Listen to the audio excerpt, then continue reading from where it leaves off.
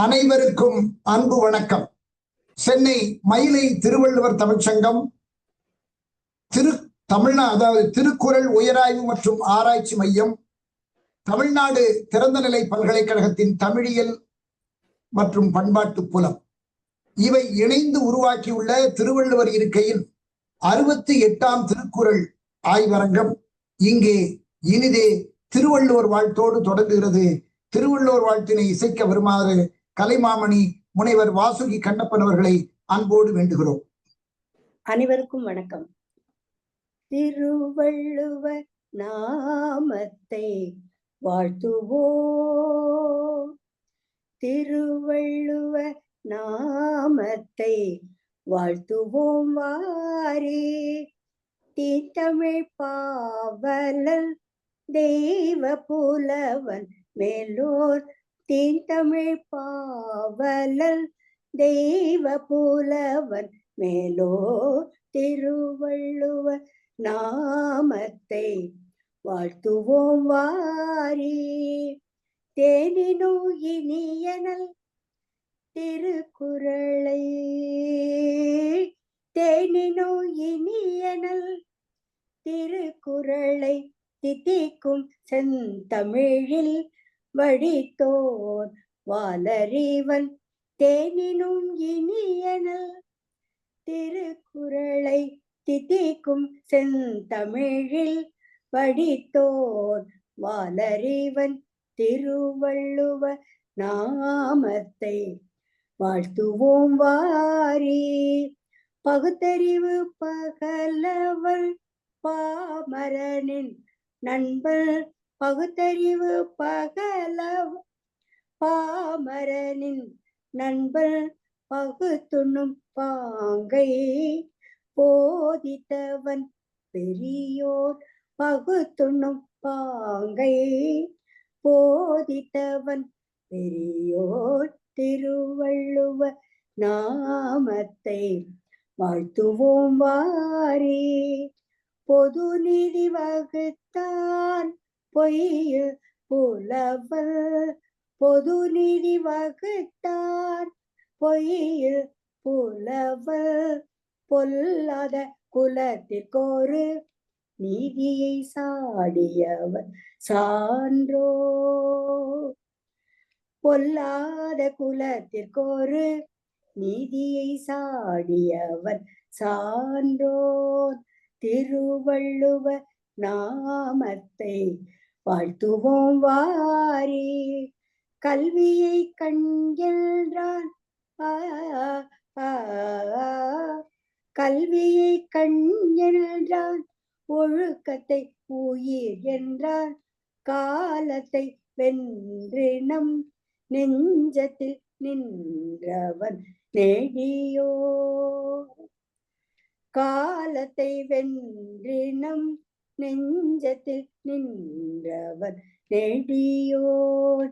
திருவள்ளுவர் நாமத்தை வாழ்த்துவோம் வாரே, வாழ்த்துவோம் வாரே, வாழ்த்துவோம் வாரே.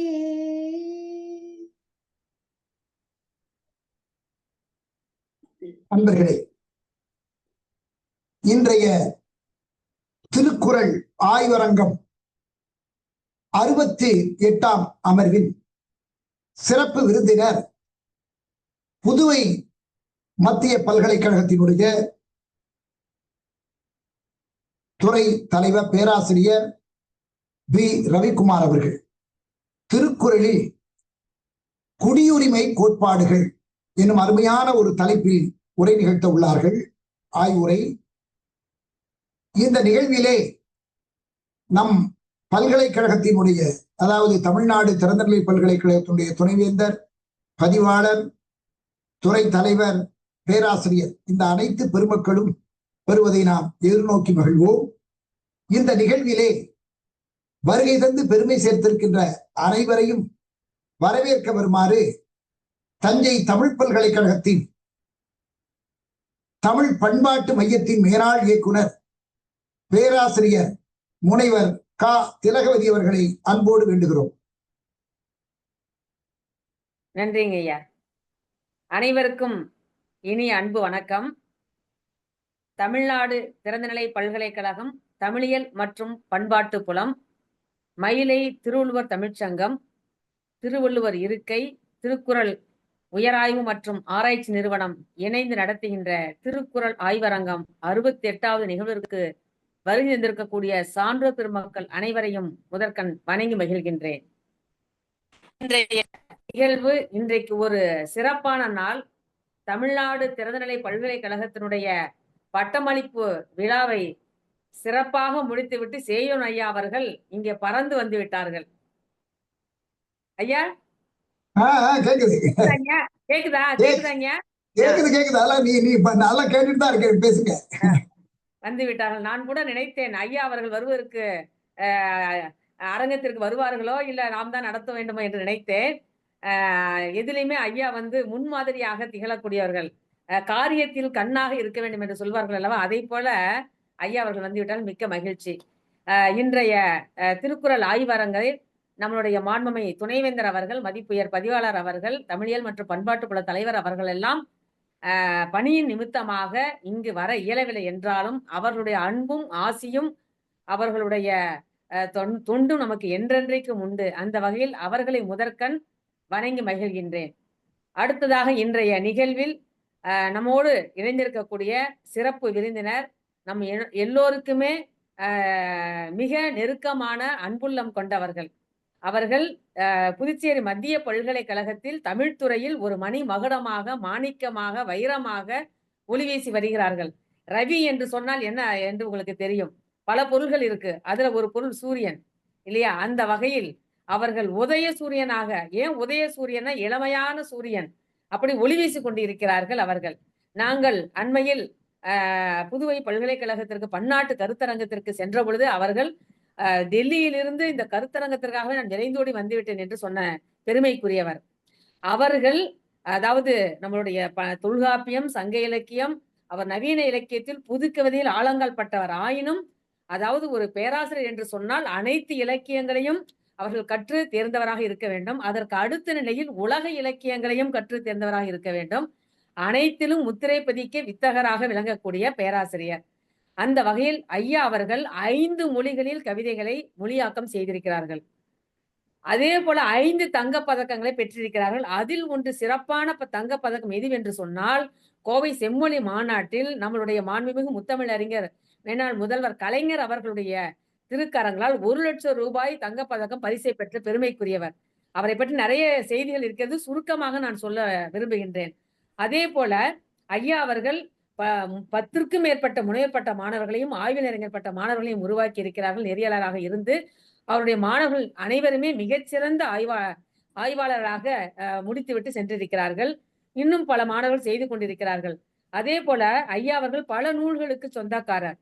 அவர்கள் நம்மளுடைய தமிழச்சி, நம்மளுடைய கவிஞர் தமிழச்சி தங்கபாண்டியன் ஆகட்டும், யுகபாரதி ஆகட்டும், அத்துணை கவிஞர் வைரமுத்து, இப்படி அத்துணை கவிஞர்களுடையும் இணக்கமாகவும் நெருக்கமாகவும் அன்பாகவும் பழகக்கூடியவர்.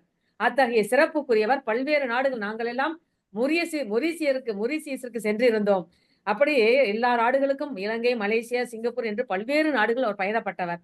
அதே போல இன்னொரு கருத்தை இங்க நான் சொல்ல விரும்புகின்றேன்.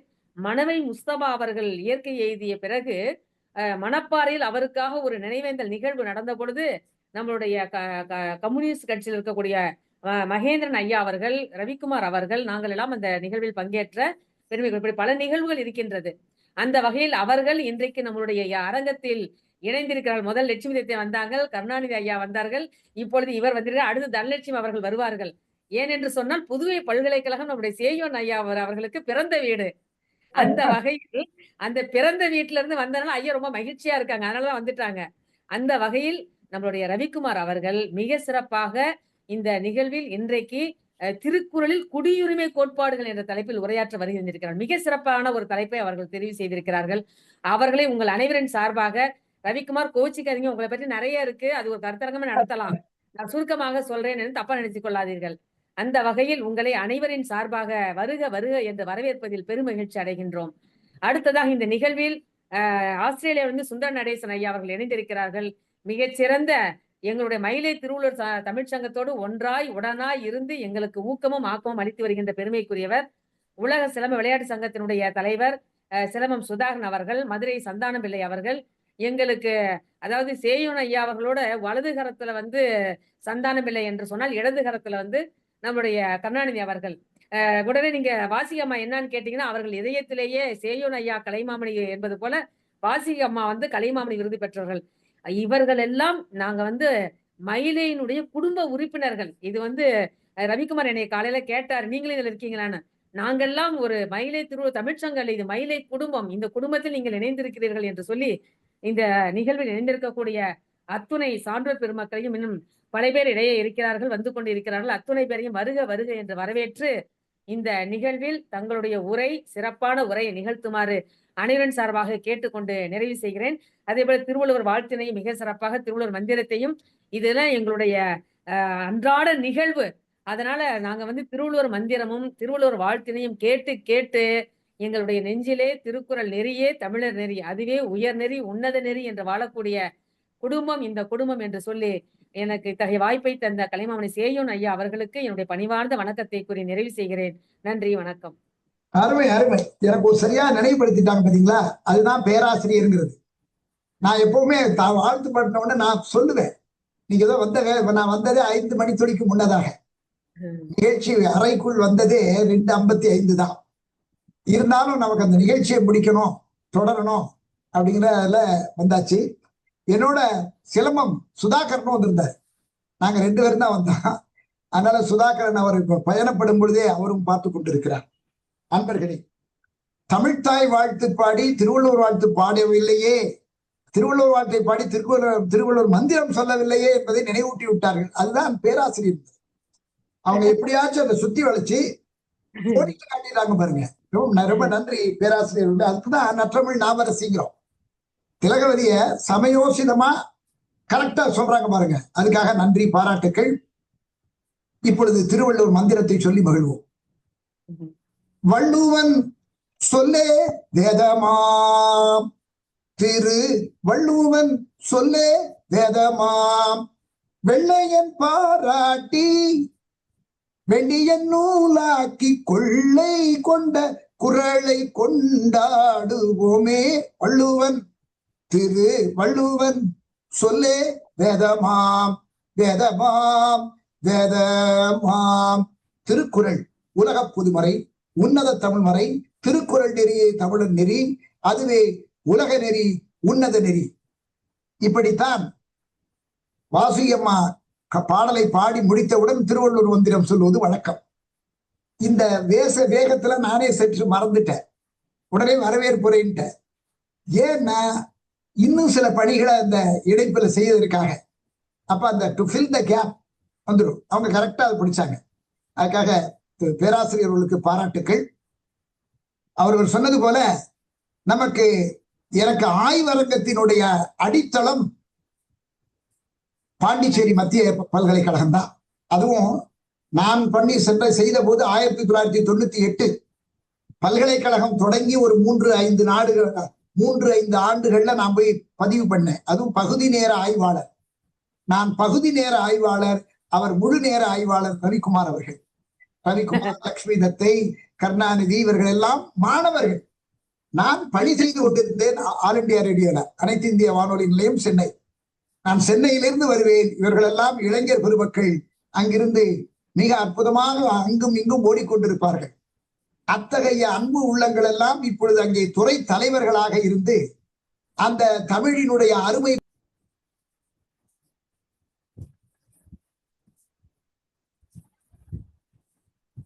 நேற்று கரண்ட் போயிடுச்சா? ஐயா இணைப்புல இருந்து இப்ப நான் ஹோஸ்டா மாறி கரண்ட் போயிட்டா? அப்படிதான் இருக்கு.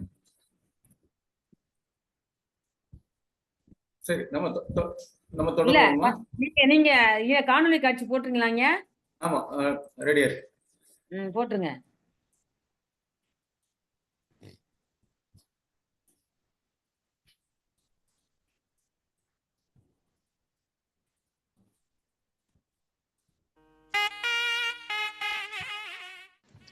அனைவருக்கும் அன்பின் வணக்கம்.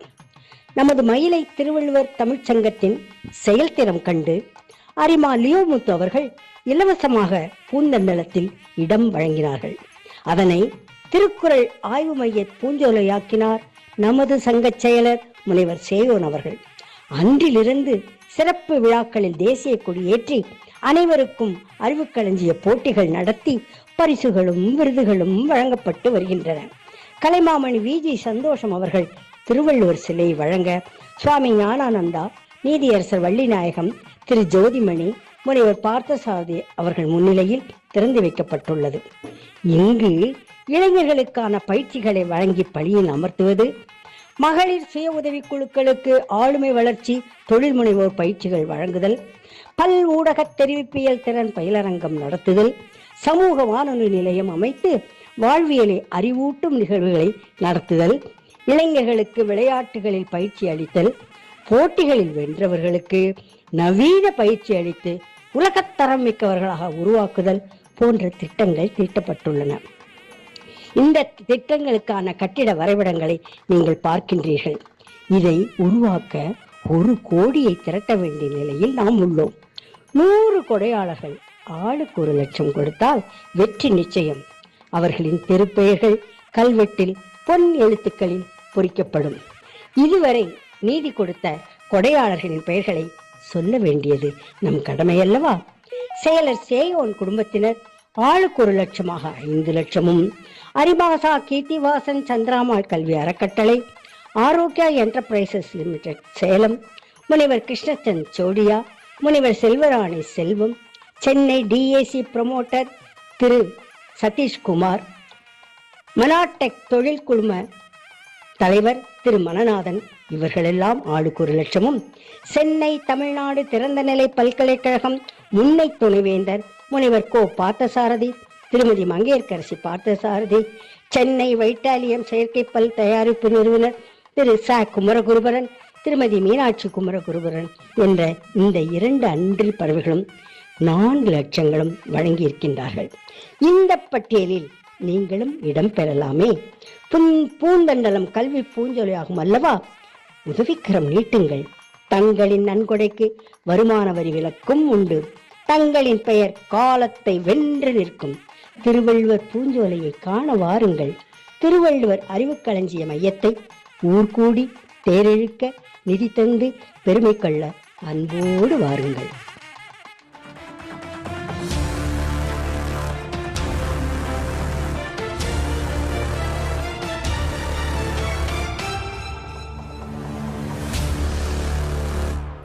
அறிவியல் பூங்கா வாசகர்களுக்கு பணிவார்ந்த வணக்கம். மயிலை திருவள்ளுவர் தமிழ்ச்சங்கம் கடந்த 40 ஆண்டுகளாக அறிவியலையும் மொழியியலையும் இரு கண்களாக போற்றி பல்வேறு நலத்திட்டங்களை செயல்படுத்தி வருகின்றது. இத்தமிழ்ச்சங்கத்தின் வெளியீடான அறிவியல் பூங்கா இதழ் பன்னாட்டு தரச்சான்று எண் ISSN international standard serial number பெற்றுள்ளது என்பதை பெரும் மகிழ்ச்சியுடன் தெரிவித்துக் கொள்கிறோம். அறிவியல் பூங்காவின் 17ஆம் மலரின் 66ஆம் இதழின் முன்னட்டையை அலங்கரிப்பது மணிப்பூர் மாநிலத்தின் சேனாபதியில் உள்ள இந்திய தகவல் தொழில்நுட்ப நிறுவனம். அதன் இயக்குனர் பேராசிரியர் முனைவர் கிருஷ்ணன் பாஸ்கர் அவர்களுடன் நம் சங்கச் செயலர் கலைமாமணி முனைவர் சேயோன் அவர்கள் நேர்முகமாக உரையாடி மகிழ்ந்ததை சொல்லோவியமாகவும் தலையங்க கட்டுரையாகவும் பல வண்ணப்படங்களுடன் வெளியிட்டு மகிழ்ந்துள்ளோம். அறிவியல் பூங்காவின் உள்ளே உயிரின் உன்னத உலா, வண்ணம் கொடுக்கும் பேரழகி அவுரி, மனித புவியியல் கதை, பூமியை குளிரச் செய்ய முடியுமா, இல்லத்திலிருந்து வானிலை செயற்கைக்கோள் படங்கள் பெறுவது எப்படி, உலகின் முதல் ரோபோ டாக்ஸி, வினோதமான பாறைகள், நீரின் அரிய நிகழ்வுகள், அறிவியல் உலா, மூலிகை வேதியும் வேதியியல் பார்வையும், தகைசால் தனிமங்கள், சீலமிகு சிலிக்கான். அறிவியல் பூங்கா 65ஆம் இதழின் திறனாய்வு கட்டுரை, திருவாதிரை நட்சத்திரம் வெடித்து சிதறப்போகிறதா போன்ற கட்டுரைகளை புகழ்பெற்ற விஞ்ஞானிகள் நெல்லை சு முத்து அவர்கள், அணுவியல் விஞ்ஞானி திரு கோபாலன் அவர்கள், பேராசிரியர் முனைவர் செல்வராணி செல்வம் அவர்கள், பேராசிரியர் முனைவர் முத்துவேலு அவர்கள், முனைவர் வாசு கண்ணப்பன் மற்றும் பலர் கவர்ச்சிகரமான தலைப்புகளில் ஆராய்ச்சி கட்டுரைகளை அள்ளி வழங்கியுள்ளனர். இவை அனைத்தும் இன்றைய இளைஞர்களுக்கும் உலகிற்கும் பயனளிக்கும் நோக்கில் உள்ளன. மயிலை திருவள்ளுவர் தமிழ்ச்சங்கம் அறிவியல் பூங்காவின் 64வது இதழின் வெளியீட்டு விழா பல துறைகளில் சிறப்புமிக்க நபர்களை கௌரவிக்கும் வகையில் அறிவியல் போட்டிகள் மற்றும் விருதுகள் வழங்கும் விழா ஆகியவை சென்னை பல்கலைக்கழகத்தில் பிரம்மாண்டமாக நடைபெற்ற முப்பெரும் விழா நிகழ்ச்சிகளின் தொகுப்பினை படிப்போர் நெஞ்சில் பதியும் வகையில் அறிவியல் உலாவாக தந்துள்ளார் இதழாசிரியர் கலைமாமணி முனைவர் சேயோன் அவர்கள். பல்வகை வடிவங்களில் அறிவியல் தொழில்நுட்ப கருத்துக்களை அறிவியல் விழிப்புணர்வை வளர்க்கும் நோக்கிலும் அறிவியல் பார்வையை நிரூபிக்கும் போக்கிலும் அறிவியல் நடைமுறை வாழ்க்கையில் பின்பற்ற தூண்டும் வகையிலும் அள்ளி வழங்கியுள்ளனர் அறிவியல் தொழில்நுட்ப பேராசிரியர்களும் அறிவியல் வல்லுநர்களும். இவை அனைத்தும் பன்முறை படித்து மகிழத்தக்கன, சிந்திக்கத்தக்கன, நடைமுறை வாழ்வில் செயல்படுத்தத்தக்கன. அறிவை வளர்ப்போம், ஆற்றலை பெறுவோம், ஆனந்தமடைவோம். அது நம்மை வளர்ப்பதுடன் நம் தேசத்தையும் வளப்படுத்தும், வலுப்படுத்தும், மேம்படுத்தும். அன்பர்களே வணக்கம். அறிவியல் தொழில்நுட்ப கருத்துக்களை எளிய இனிய நடையில் படிப்போர் மனத்தில் பதியச் செய்யும் பன்னாட்டு தரச்சான்று பெற்ற காலாண்டு வண்ண இதழ்தான் அறிவியல் பூங்கா. இதுவரை 65 அறிவியல் பூங்கா இதழ்கள் வெளிவந்துள்ளன. பிரபல அறிவியல் எழுத்தாளர் சுஜாதா அவர்களால் ஆனந்த விகடன் வார இதழில் 2006ஆம் ஆண்டிலேயே பாராட்டு பெற்றது அறிவியல் பூங்கா.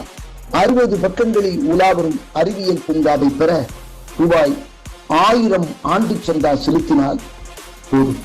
அறிவியல் பூங்கா வாசகர் ஆகலாம். அறிவியல் பூங்காவை வாசித்தவுடன் அது குறித்த உங்கள் கருத்தை உடன் எழுதி அனுப்புங்கள். அதனை படித்தேன் சுவைத்தேன் பகுதியில் அறிவியல் பூங்காவில் வெளியிட்டு மகிழ்வோம். சிறந்த அறிவியல் திறனாய்விற்கு அறிவியல் மலர், அறிவியல் கதிர், அறிவியல் தளிர், அறிவியல் துளிர், அறிவியல் புதிர் ஆகிய 5 அறிவியல் களஞ்சியம் பரிசுகள் வழங்கப்படும். விண்ணப்பத்தை நிறைவு செய்து QR கோடை சொடுக்கி ரூபாய் 1000 செலுத்தி அறிவியல் பூங்கா வாசகராகுங்களேன். வாசிப்பை நேசியுங்களேன். வாய்ப்புகள் வசப்படும். அறிவியல் தொழில்நுட்ப திறனும் சிறந்தோங்கும்.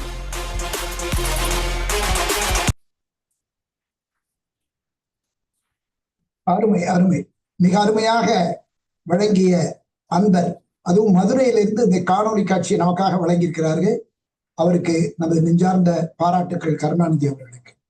இனி நாம் அனைவரும் ஆர்வமுடன் எதிர்நோக்கும் இன்றைய சிறப்பு விருந்தினர் புதுவை மத்திய பல்கலைக்கழகத்தினுடைய தமிழ்துறை பேராசிரியர் பி. ரவிக்குமார் அவர்களின் சிறப்புரை திருக்குறளில் குடியுரிமை கோட்பாடுகள் என்னும் தலைப்பில் அவரது இனிய உரையை நிகழ்த்த வருகிறார்கள்.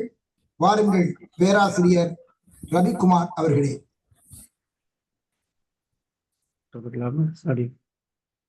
அனைவருக்கும் வணக்கம். ஐயா கேக்குதுங்களா? ஐயா நல்லா கேக்குது, அருமையா இருக்கு. நன்றிங்க. அனைவருக்கும் வணக்கம். என்னை அன்பின் மிகுதியால்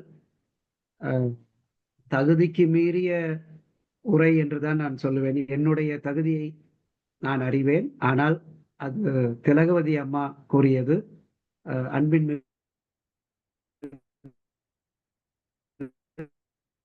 என்னாச்சு, கட் ஆகுது? ஏன் திடீர்னு டவுன் ஆகுது உங்க குரல்? நல்ல உங்க வாய்ஸ் மேல ஏறி இறங்குது, கிளியரா வரல. ரவிக்குமார், உங்க பேச்சு கிளியரா இல்ல.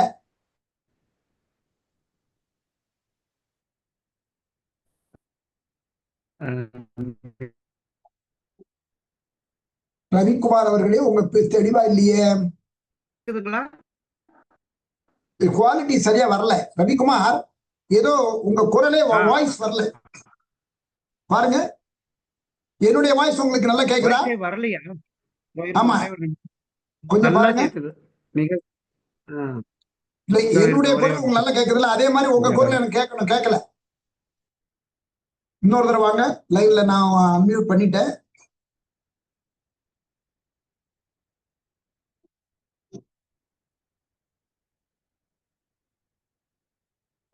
கருணாநிதி என்னன்னு பாருங்க டக்குன்னு.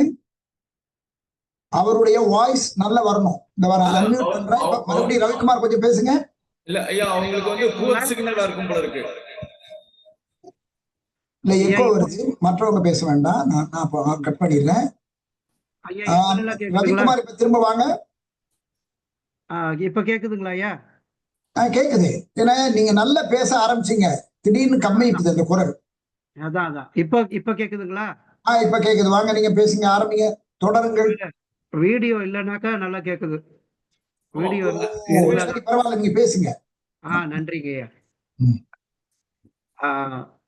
இந்த இனிய நிகழ்வில் என்னை அறிமுகப்படுத்திய, அதுவும் என்னுடைய தகுதிக்கு மீறி அன்பின் காரணமாக என்னை மிகையாக புகழ்ந்த அம்மா திலகவதி அம்மா அவர்களுக்கு என்னுடைய முதற்கண் நன்றியை தெரிவித்துக் கொண்டு, இந்த தலைப்பு மிகச் சிறப்பான தலைப்பு என்று சொன்னார்கள். ஆனால் அந்த தலைப்பிற்கு முழு பொறுப்பு, உரிமை யார் என்றால் என்னுடைய இனியவர், மனதிற்கினியவர், வானொலி நிலைய இயக்குனராக இருந்த, இலக்கியவாதியாகவும் திருக்குறளுக்கு மிகச்சிறந்த உரையை அளித்த சேயோன் ஐயா மட்டும்தான் இதற்கு காரணம். அவருடைய அன்பின் காரணமாகத்தான் நான் இந்த நிகழ்வில் கலந்து கொள்வதற்கும் நான் சம்மதித்தேன். ஏனென்றால் நிறைய பணிகள் இருந்தன. ஆனால் குடியுரிமை கோட்பாடுகள் என்கின்ற ஒரு தலைப்பில் நீங்கள் பேச வேண்டும் என்று அவர் எனக்கு அன்பு கட்டளையிட்டார். எனவே அதை நான் ஏற்றுக்கொண்டேன். இந்த நிகழ்விற்கு மிகச்சிறப்பான ஒரு வள்ளுவருடைய வாழ்த்தை பாடிய வாசுகி கண்ணப்பன் அம்மா அவர்களுக்கும், மதுரையிலிருந்து இணைந்திருக்கின்ற சந்தானம் அவர்களுக்கும், கருணாநிதி ஐயா அவர்களுக்கும், சுந்தர நடேசன் அவர்களுக்கும், சிலம்பம் சுதா சார் அவர்களுக்கும், ஏனைய ஆய்வாளர்களுக்கும், சான்றோர்களுக்கும் என்னுடைய முதற்கண் வணக்கத்தை தெரிவித்துக் கொண்டு என்னுடைய உரையை தொடங்குகின்றேன். நண்பர்களே, சான்றோர்களே, தீபத்தின் ஜோதியில் திருக்குறள் படித்தால் தீபத்தின் பெருமை என்றோ என்று ஒரு பாடலில் கண்ணதாசன் எழுதினார்.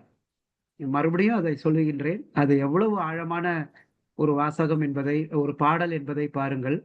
தீபத்தின் ஜோதியில் திருக்குறள் படித்தால் அது தீபத்திற்கு பெருமை என்பது கண்ணதாசனுடைய, கவியரசர் கண்ணதாசன் வள்ளுவத்தை அப்படி பெருமைப்படுத்தி இருக்கின்றார். அதே போல நான் திருக்குறளை நினைக்கும் பொழுதெல்லாம் ஒன்றை நான் நினைத்துக் கொள்வேன். இந்த உலகத்தில் மிகச்சிறந்த நூல்கள் என்று 3 நூல்களை சொல்லுவார்கள். ஒன்று கார்ல் மார்க்ஸுடைய டாஸ் கேபிட்டல் என்கின்ற ஒரு நூல். அது அரசியல் நூல். அது அரசியல்வாதிகளால் பரப்பப்பட்டது. ஆனாலும் அரசியல்வாதிகளால் பரப்பப்பட்ட பிறகு அந்த டாஸ் கேபிட்டல் என்கின்ற நூல் அது பரவியது. இரண்டாவது நூல் பைபிள், விவிலியம் என்று சொல்லுகின்ற ஒரு பைபிள். அந்த நூல் மதவாதிகளால் பரப்பப்பட்டது, பரவியது. மூன்றாவது நூல், மூன்றாவதுனா நான் எண்ணிக்கையில சொல்ல, இந்த 3 நூல்களும் மிக முக்கியமான நூல்கள் தான். நான் எதற்காக சொல்ல வருகிறேன் என்பது பிறகு புரியும். திருக்குறள் அரசியல்வாதிகளால் பரப்பப்படவும் இல்லை, மதவாதிகளால் பரப்பப்படவும் இல்லை. அது அரசியல் நூல் என்றும் சொல்ல முடியாது, முழுமையாக அரசியல் நூல் என்றும் சொல்ல முடியாது, மத நூல் என்றும் சொல்ல முடியாது. அது இப்படிப்பட்டவர்களால் பரப்பாமல் இருந்தாலும் கூட அது தன்னுடைய கருத்துக்களின் வலிமையால் அது பரவியது, உலகம் முழுவதும் பரவியது. அதை பரப்புவதற்கு மதவாதிகளோ அல்லது அரசியல்வாதிகளோ தேவையில்லை என்பதாக நான் கருதுகின்றேன். இந்த 3 நூல்கள்ல அது உலகத்துல நிறைய மொழிபெயர்க்கப்பட்ட நூல் அப்படின்னு பைபிளையும் சொல்லுவாங்க, டாஸ் கேபிட்டலையும் சொல்லுவாங்க, திருக்குறளையும் சொல்லுவாங்க. ஆனாலும் இதற்கு இணையான ஒரு நூலை உண்மையிலேயே நீங்கள் பார்ப்பீர்கள் என்றால், நான் இப்படி சொன்னால் உங்கள் எல்லாருக்குமே எளிதாக விளங்கும். ஒரு நூல் 20 ஆண்டுகள் இன்றைக்கு ஒரு நூல் புகழ் பெறுகிறதா என்று தெரியவில்லை. ஐயா ஒரே ஒரு நிமிஷம், என்னங்க அப்புறமா மீட்டிங். ஒரு நூல் 20 ஆண்டுகள் நிலைத்து நிற்கிறதா என்பது நமக்கு தெரியாது. ஆனால் 20 நூற்றாண்டு கடந்து ஒரு நூல் நிலைத்து நிற்கிறது என்றால் அதுதான் திருக்குறளுடைய மிகப்பெரிய பெருமை என்பதாக நான் நினைக்கின்றேன். இப்படி சொல்லலாம். இந்த தலைப்பையும் ஒட்டி நான் ஒட்டி பேச வேண்டும். இந்த குடியுரிமை என்கின்ற இந்த சொல் திருக்குறளில் இல்லை. குடிமை என்று ஒரு அதிகாரம் இருக்கிறது. ஆனால் சேயோன் அவர்கள் குடியுரிமை கோட்பாடுகள் என்று சொல்லும் பொழுது நாம் ஆராய்ந்து பார்த்தோம் என்றால் பரிமேலழகர் அந்த பொருட்பால்ல ஒழிபியல் என்கின்ற ஒரு பகுதியில் 13 அதிகாரங்களை, குடிமை தொடங்கி கயமை வரை 13 அதிகாரங்களை ஒழிபியல் என்கின்ற தலைப்பில் அமைத்திருக்கின்றார். இதுல குடியுரிமை என்பது இன்றைக்கு இருக்கின்ற பொருளில் நாம் எடுத்துக்கொள்ளக்கூடாது என்பது என்னுடைய முதல் கருத்து. ஏனென்றால் வள்ளுவனுடைய காலம் வேறு, நாம் வாழ்ந்து கொண்டிருக்கின்ற ஒரு காலம் வேறு அப்படின்றது நமக்கு தெரியும். ஆனா திருக்குறளுடைய பெருமையே என்ன அப்படின்னா, அது எல்லா காலகட்டங்களையும் தாண்டி இன்னும் 20 நூற்றாண்டுகள் ஆனாலும் கூட அந்த அந்த காலகட்டத்திற்கு தேவையான விளக்கங்களையும் அளிக்கக்கூடிய ஒரு மாபெரும் நூல் என்றுதான் சொல்ல வேண்டும். அந்த அடிப்படையில் இப்போ குடிமை தொடங்கி கயமை வரைக்கும் வள்ளுவர் என்ன சொல்லி இருக்கிறார் என்பதை நாம பார்க்கணும். இதுல திருவள்ளுவ மாலையில தான் போத்தியார் என்பவர் இந்த குடிமையை அப்படின்றதுல இந்த 13 அதிகாரங்களும் அடங்கும் என்று சொல்லி இருக்கின்ற காரணத்தால் நாம் அனைத்தையுமே குடியுரிமை அல்லது குடிமை என்கின்ற கருத்தின் அடிப்படையில் பேச வேண்டியதாக இருக்கின்றது. குடிமை அப்படின்றது வேற ஒன்றும் இல்லை, உயர்ந்த நற்குடியில் பிறந்தவர்களுடைய தன்மைகளை எல்லாம் வள்ளுவர் அந்த 10 குறளில் அந்த அதிகாரத்தில் பேசுகின்றார். நான் சான்றோர்கள் கிட்ட நான் பணிவாக சொல்வது 13 அதிகாரம் அப்படின்னா அதுல 130 திருக்குறளையும் இந்த உரையில நாம பேச முடியாது என்றாலும் கூட வள்ளுவன் எதன் காரணமாக ஒவ்வொரு அதிகாரத்தையும் வைத்திருக்கிறான் என்று சில குறளை நாம் சான்றுகள் காட்டி பேசலாம் அப்படின்றது என்னுடைய தாழ்மையான கருத்து. அதற்காக நீங்கள் பொறுத்தருள வேண்டும். அந்த அடிப்படையில் குடிமை அப்படின்னா அவர் அங்க ஆரம்பிக்கிறாரு, ஒரு தனி மனிதனுக்கும் சமூகத்திற்கும் என்ன தொடர்பு இருக்க வேண்டும். இன்னும் சொல்ல போனால் ஒரு உயர்ந்த குடியில் பிறந்தவர்களுடைய தன்மைகள் மன்னராட்சி காலத்தில் என்னவாக இருக்க வேண்டும் என்று வள்ளுவன் யோசிக்கின்றான். இப்படி சொல்லலாம், ஒரு நல்ல குடிமகனாக இருப்பவன், ஒரு சிட்டிசன்ஷிப் இன்னைக்கு இருக்கின்ற அர்த்தத்துல நான் சொல்லல, இன்னைக்கு இருக்கிற அர்த்தத்துல ஒரு உயர்ந்த குடி அப்படின்னா எப்படி இருக்கணும் அப்படின்றத நான் பிறகு பேசுறேன். ஆனா இன்றைக்கு இருக்கின்ற பொருள்னா ஒரு குடிமகனுக்கு என்னென்னலாம் உரிமை இருக்க வேண்டும், அவனுக்கு வாக்குரிமை எப்படி இருக்க வேண்டும், கல்விக்கான உரிமை எப்படி இருக்க வேண்டும் என்பதாக நம்ம போய்விடும். ஆனால் வள்ளுவன் பேசுவது என்பது ஒரு நாட்டில், அது எந்த நாடாக வேண்டுமானாலும் இருக்கலாம், அது மன்னராட்சி காலமாக இருக்கலாம் அல்லது இன்றைக்கு இருக்கின்ற மக்களாட்சி காலமாக இருக்கலாம், ஒரு நாட்டில் பிறந்தவனுடைய, ஒரு நல்ல குடியில் பிறந்தவனுடைய தன்மைகள் என்னவென்று முதல் அதிகாரத்தில் பேசுகின்றார். அதுல அவர் எதிர்பார்ப்பது என்பது நகை ஈகை இன்சொல் இகழாமை நான்கும் வகை என்ப வாய்மை குடிக்கு அப்படின்னு 3வது திருக்குறள். ஏன்னா முக்கியமான குறளை மட்டும் நான் பேசலாம் அப்படின்னு இருக்கிறேன். அதாவது ஒரு குடிமகனுக்கு என்னென்னலாம் முதல்ல தேவையானது என்னவென்றால் நகை, அல்லது அடுத்தது ஈகை, அதற்கு பிறகு இன்சொல், இன்னொன்று இகழாமை. இந்த 4ம் கண்டிப்பாக ஒரு குடிமகனுக்கு வேண்டும். எந்த காலத்திலும் நற்குடியில் பிறந்தவர்கள் முகமலர்ச்சியை விட்டுவிடக்கூடாது. இப்போ இதுல நான் யாரா இருந்தாலும் இன்றைக்கு இருக்கின்ற ஆய்வாளர்களுக்கு ஒரு சந்தேகம் எழலாம். என்னன்னா, நல்ல குடி அப்படின்றது ஒரு பிறப்பின் அடிப்படையில் வருமா அப்படின்ற ஒரு சந்தேகம் வரலாம். பிறப்பின் அடிப்படையில் என்று நாம் எடுத்துக்கொண்டோம் என்றால் வள்ளுவர் வருணாசிரம தர்மத்தை ஆதரிக்கிறார் என்று பொருளாகிவிடும். இப்படி தான் நாம பொருள் எடுக்க வேண்டி இருக்கின்றது. யார் யாருக்கெல்லாம் நல்ல தன்மைகள், உயர்ந்த தன்மைகள் இருக்கின்றதோ அவர்கள் நல்ல குடியில் பிறந்தவர்களாக அடையாளம் காணப்படுவார்கள் என்பதாகத்தான் நாம் எடுக்க வேண்டி இருக்கின்றது. பிறப்புக்கும் எல்லா உயிர்க்கும் என்று சொன்னவன் வள்ளுவன். எனவே பிறப்பின் அடிப்படையில் உயர்வு தாழ்வு கற்பிக்க மாட்டான் என்கின்ற அடிப்படையில் நான் பேசிக் கொண்டிருக்கின்றேன். அப்போ நகை, ஈகை, இன்சொல், இன்னொன்று இகழாமை. இந்த நான்கும், இகழாமை அப்படின்றது ஒரு மோசமான தன்மைலாம் ஒரு குடிமகனுக்கு இருக்கக்கூடாது. அதே சமயத்தில் அவனுக்கு முகமலர்ச்சி இருக்க வேண்டும். அதற்கு அடுத்து அவனுக்கு ஈகை குணம் இருக்க வேண்டும்.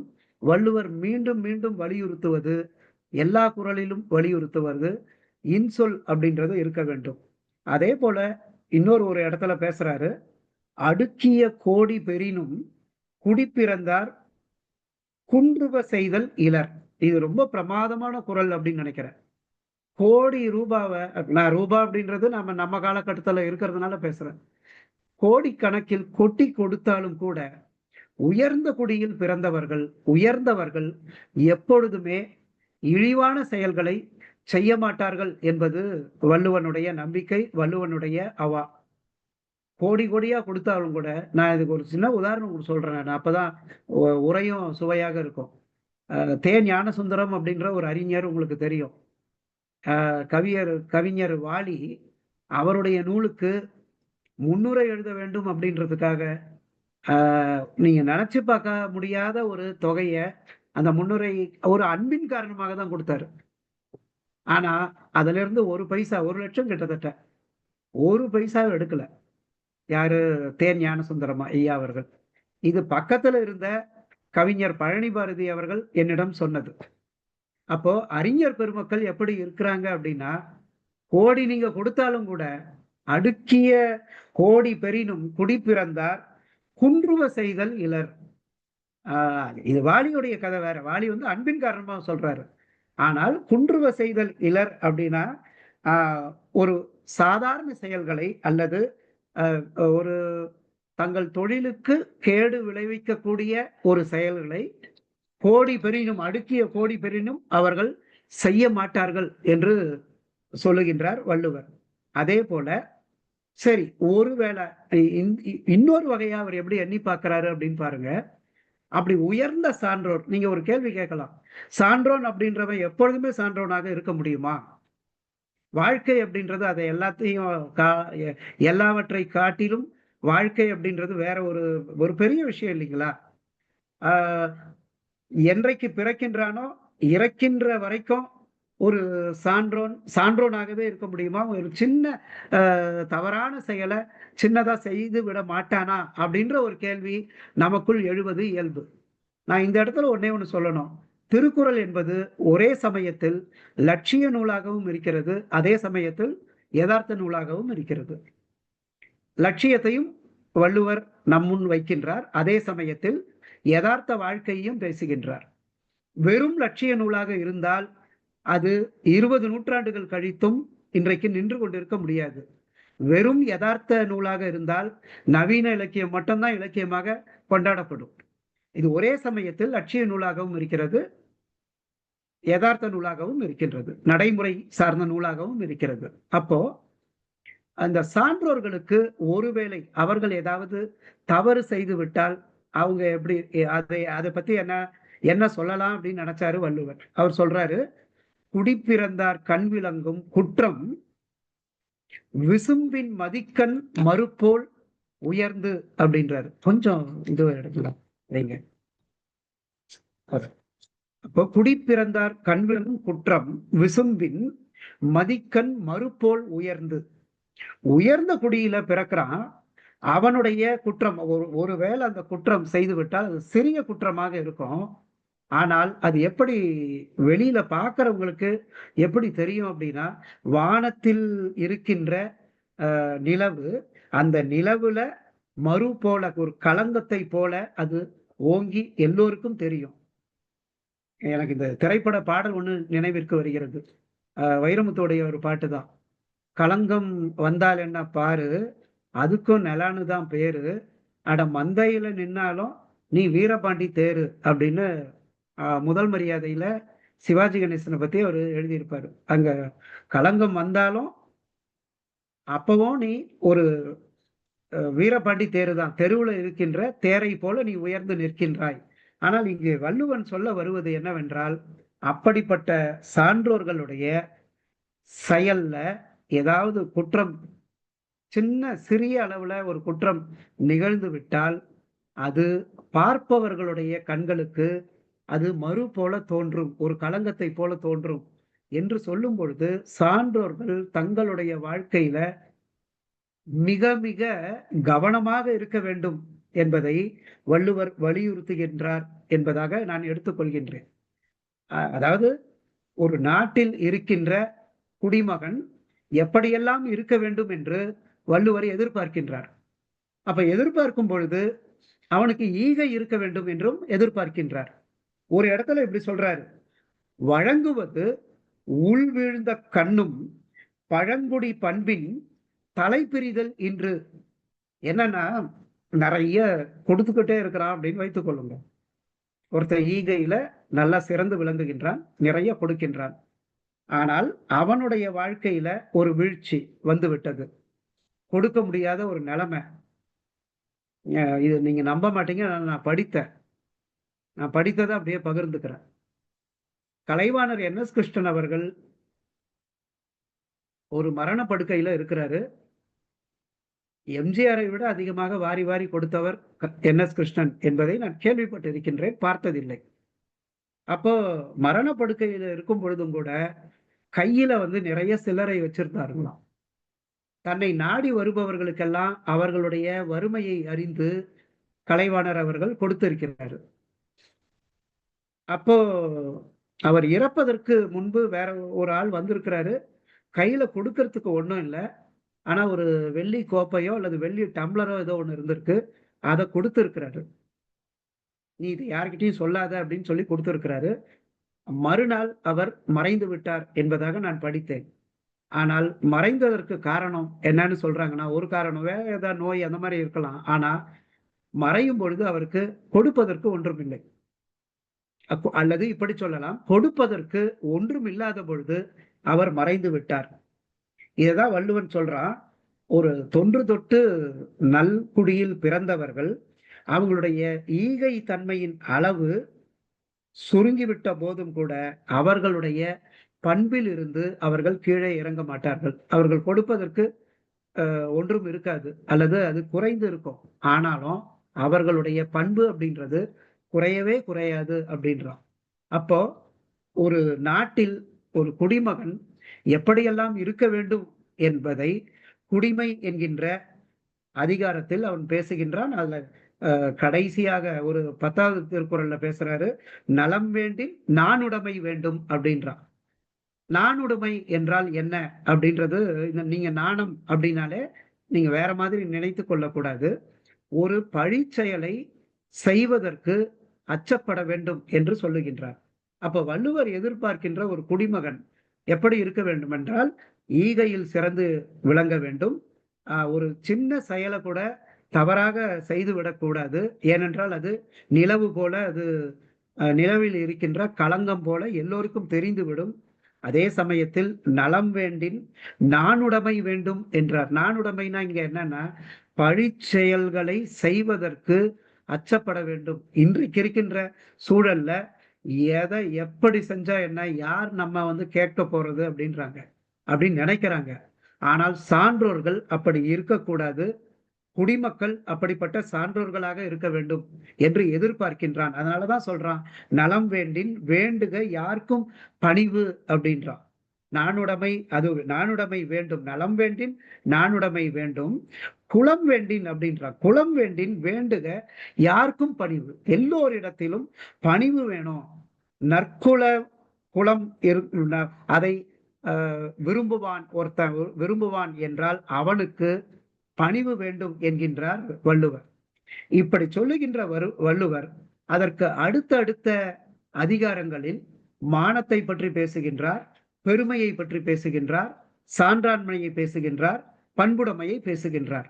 ஏன்னா ஒரு சிட்டிசனா இருக்கிறவனுக்கு இது எல்லாருமே, ஒரு குடியுரிமை கோருபவனுக்கு இவை எல்லாமே வேணும் அப்படின்றாரு. அதுல எல்லா திருக்குறளையும் பார்க்கல அப்படின்னாலும் சில திருக்குறளை நான் இங்க வலியுறுத்த விரும்புகின்றேன். என்ன அப்படின்னா, ஒரு அதுவும் 3வது குறள் தான் சொல்றேன். பெருக்கத்து வேண்டும் பணிதல், சிறிய சுருக்கத்து வேண்டும் உயர்வு. ஒரு சிறப்பான குறளை நான் எங்கேயுமே நான் கேள்விப்பட்டதே இல்லை, அல்லது படித்தது மறுபடியும் மறுபடியும் படிக்கிறேங்க. நற்குடியில் பிறந்தவர்கள் அவங்க நிறைந்த செல்வம் அவர்களுக்கு கிடைக்கும் பொழுது அப்பொழுது அவர்களுக்கு பணிவு வேண்டும்.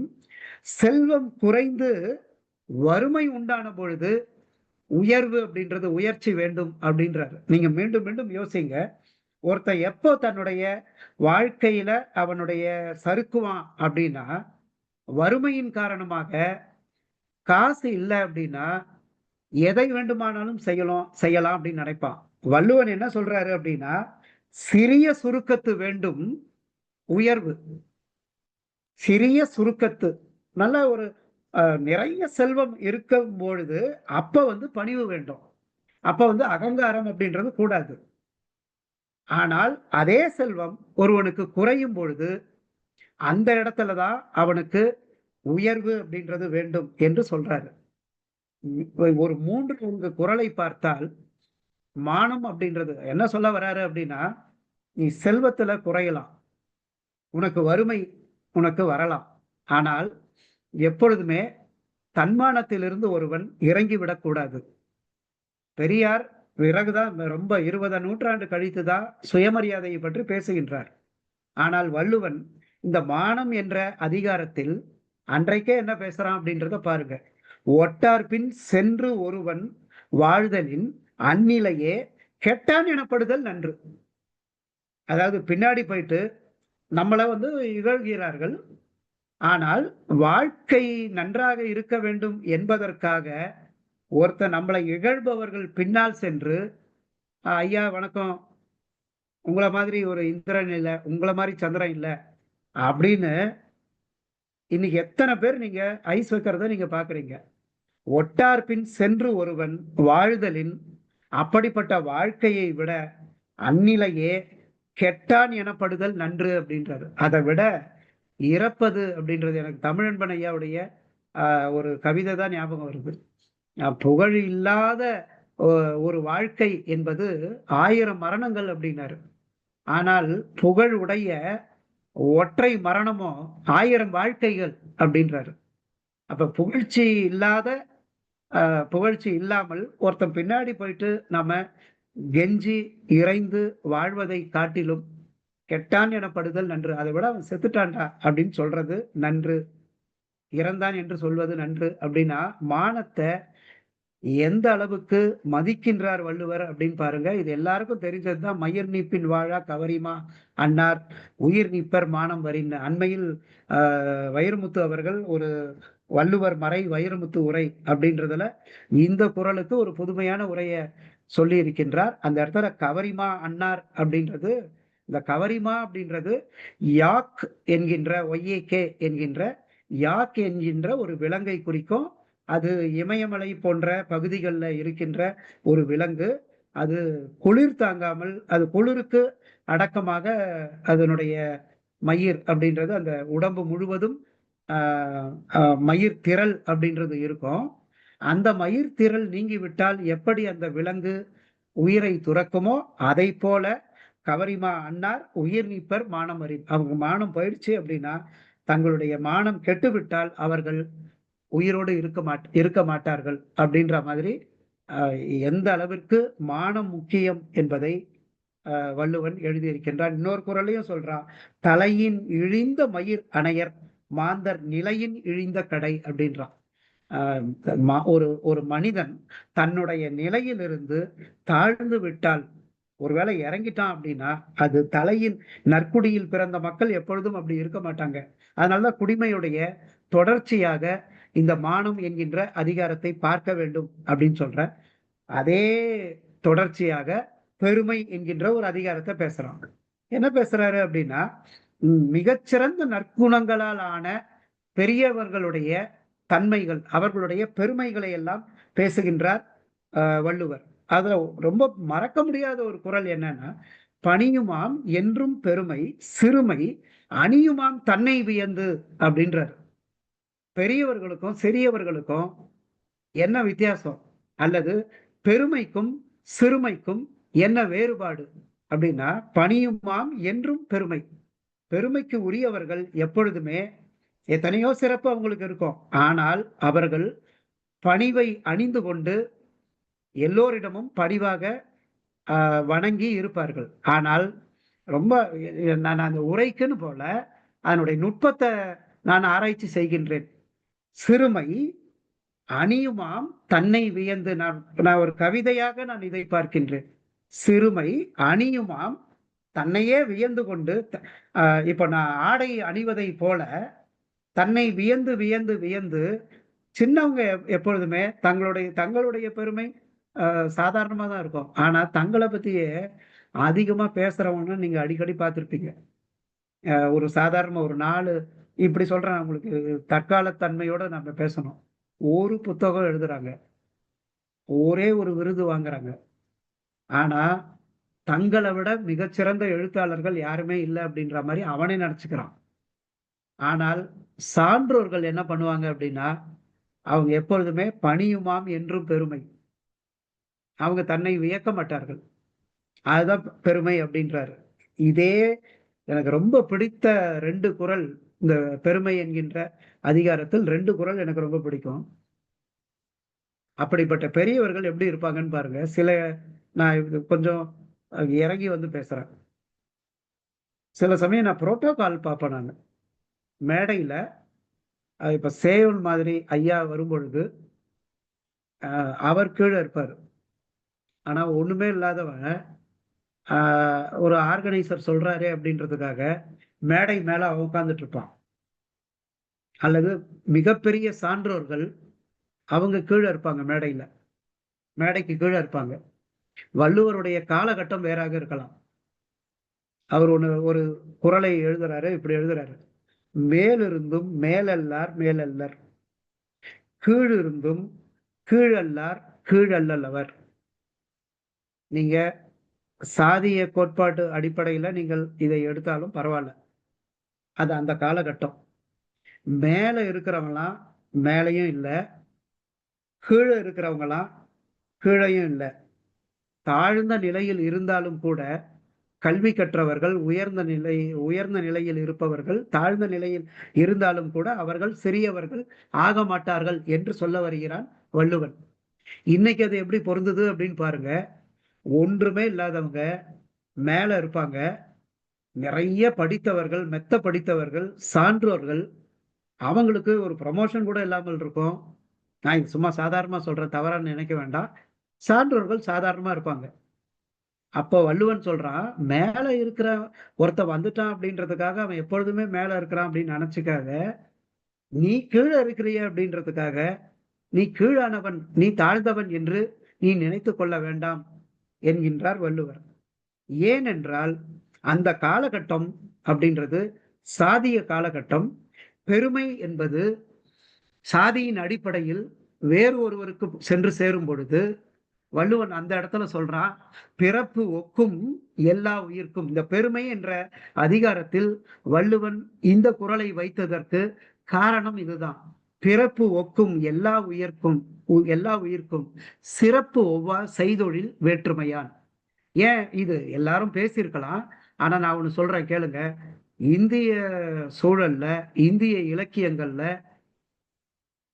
இந்தியாவில் அன்றைய காலகட்டத்தில் மத அடிப்படையில், மதம்ன்றது கூட வேண்டாம், ஏன்னா அந்த அளவுக்கு அன்னைக்கு மதம் தோன்றவில்லை என்பதாக நாம் புரிந்து கொள்ளலாம். ஆனால் சாதியம் அப்படின்றது இருந்ததுதான். வள்ளுவர் காலத்திலேயே அது நுழைந்து விட்டது. ஏற்றத்தாழ்வு அப்படின்றது நுழைந்து விட்டது. ஏற்றத்தாழ்வு இருந்த ஒரு சமூகத்தில் தான் வள்ளுவன் பேசுகின்றான், பிறப்பு ஒக்கும் எல்லா உயிர்க்கும் அப்படின்னு பேசுறான். All are equal. ஒரு சிட்டிசன் அப்படின்னா, ஒரு நாட்டுல ஒரு குடிமகன் அப்படின்னா அத்தனை பேருக்கும் ஒரே சட்டம் தான் இருக்கணும்.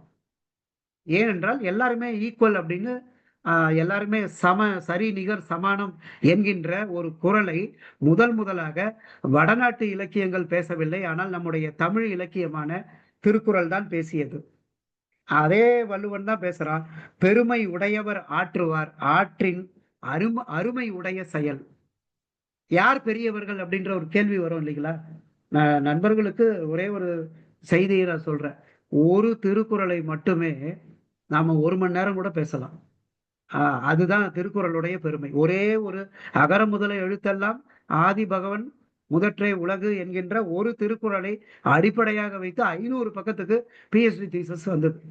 அதனால நான் பேசிட்டு இருக்கிறேனே தவிர இது என்னுடைய புரிதலின் அடிப்படையில் நான் பேசிக் கொண்டிருக்கின்றேன். புரிதலின் அடிப்படையில். அது சிற்றறிவு.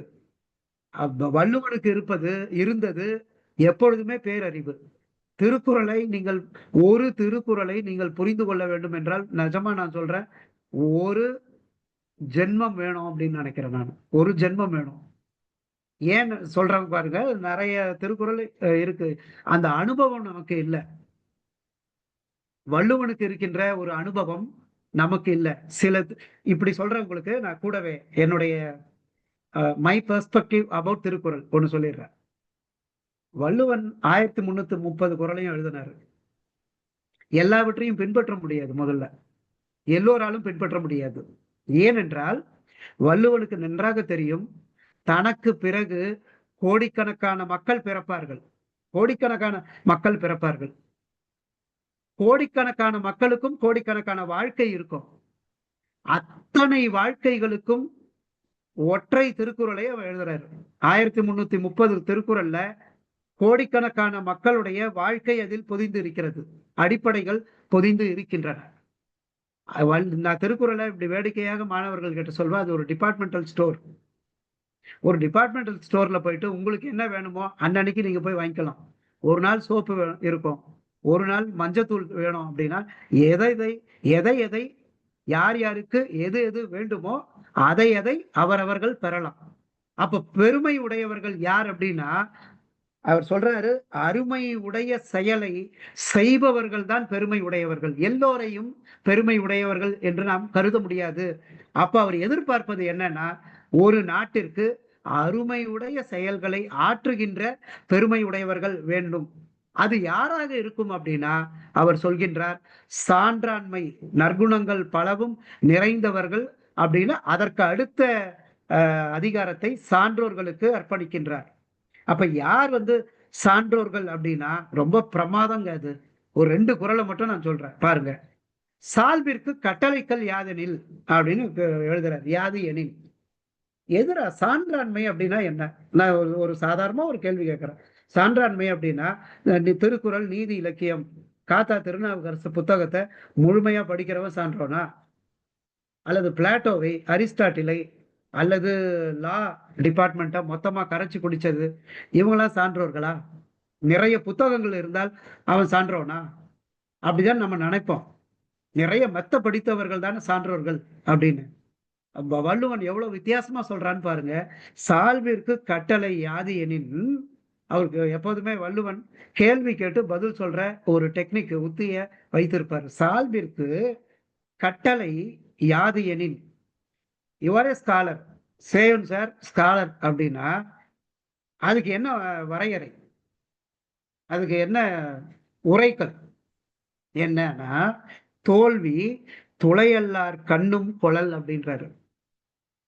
என்னன்னா, துளையல்லார்னா உங்களுக்கு ஈக்குவலா இல்லாத, உங்களுக்கு சமமாக இல்லாத ஒரு சாதாரண மனிதன் இடத்திலும் கூட, அவனிடத்தில் கூட, தம்பி நீ சொல்றது சரிதான்ப்பா அப்படின்னு தோல்விய ஒப்புக்கொள்றான் பாருங்க. அவன்கிட்ட போய் நீங்க ஆர்கியூ பண்ணிட்டு இருக்க கூடாது. அவன் தான் சான்றோர் அப்படின்னா. தோல்வியை இழிந்தார் மட்டும் ஒப்புக்கொள்பவர்கள், இழிந்தார் மட்டும், உங்களை விட தரத்தில் அவர்கள் தாழ்ந்திருப்பார்கள். அவங்க கிட்ட போயிட்டு என்னுடைய கருத்து தான் சிறந்தது, நான் எவ்வளவு படிச்சிருக்கிறேன் தெரியுமா, நான் சாக்ரட்டிஸ் எப்படி படிச்சிருக்கிறேன் தெரியுமா, அவங்க கிட்ட போய் அப்படியே ஆர்கியூ பண்ணக்கூடாது. வள்ளுவன் எப்படி யோசிக்கிறான் பாருங்கயோ, இப்படி எனக்கு தெரிந்த சாக்ரட்டிஸோ அரிஸ்டாட்டிலோ பிளாட்டோவோ இவ்வாறு யோசித்ததில்லை. சால்பிற்கு கட்டளை யாது எனில் தோல்வி துளையல்லார்கனும் கொளல். அப்புறம் இன்னொன்னு சொல்றான், இது ரொம்ப என்னால நினைத்து கூட பார்க்க முடியல. ஊழி பெயரினும் தாம் பெயரார் சான்றாண்மைக்கு ஆழி எனப்படுவார். ஆழி அப்படின்னா கடல், சான்றாண்மைக்கு கடல் அப்படின்னு யார சொல்லலாம் அப்படின்னா, ஊழி பெயர்ந்தாலும், கொரோனா வந்தது இல்லைங்களா, கொரோனா தானே அது கடைசி காலம், ஊழி இந்த உலகமே பெயர்ந்தாலும் கூட சான்றோர்கள் எப்படி இருப்பாங்க அப்படின்னா, நீங்க கோடிக்கணக்கா கொட்டி கொடுங்க. ஒரு வள்ளுவன், இவன் கண்ணதாசன் ஒரு இடத்துல எழுதினான், கடல் அளவு கிடைத்தாலும் நான் மயங்க மாட்டேன், வெறும் கையளவே ஆனாலும் நான் கலங்க மாட்டேன், உள்ளத்திலே உள்ளதுதான் உலகம் கண்ணா அப்படின்னு எழுதிட்டார் கண்ணதாசன். அதுல முதல் வரி பாருங்களேன், கடல் அளவு கிடைத்தாலும் நான் மயங்க மாட்டேன் அப்படின்றாரு. இன்னைக்கு தமிழ்நாட்டுல எத்தனையோ சான்றோர்கள் இருக்கிறாங்க, ஆனா எல்லாரையும் விலைக்கு வாங்கிடலாம் தெரியுங்களா. தவறா நினைக்க வேண்டாம், தவறாவே நினைக்க வேண்டாம். 1 லட்சம், ஒரு 10 லட்சம் அல்லது 1 கோடி அப்படின்னு கொடுத்துட்டா, ஐயா நீங்க சொல்றது கேட்கறேங்க ஐயா அப்படின்னு. ஆனா கண்ணதாசன் சொல்றாரு, கடல் அளவு கிடைத்தாலும் நான் மயங்க மாட்டேன் அப்படின்றாரு. அது கண்ணதாசனுக்கெல்லாம் 10 கண்ணதாசன் யாரு அப்படின்னா வள்ளுவன் தான். வள்ளுவன் என்ன சொல்றாரு அதை பார்க்கணும். என்ன சொல்றாரு, ஊழி பெயரினும் தாம் பெயரார். ஊழிய இந்த உலகம் அழிஞ்சாலும் சரி, என் கொள்கை, இந்த கொள்கைக்காக நான் வாழறேன். விவேகானந்தர் என்ன தெரியுங்களா சொல்றாரு, ஒரு இடத்துல சொல்றாரு விவேகானந்தர் என்ன சொல்றாருன்னா, மறுபடியும் கல்வி கற்க வேண்டும் அப்படின்ற ஒரு வாய்ப்பு எனக்கு கிடைத்தால் நான் பயாலஜி படிக்க மாட்டேன், நான் என்னுடைய பாணியில சொல்றேன், maths, science, chemistry, computer science இதெல்லாம் படிக்க மாட்டேன். நீங்க வேணா போய் படிச்சு பாருங்க.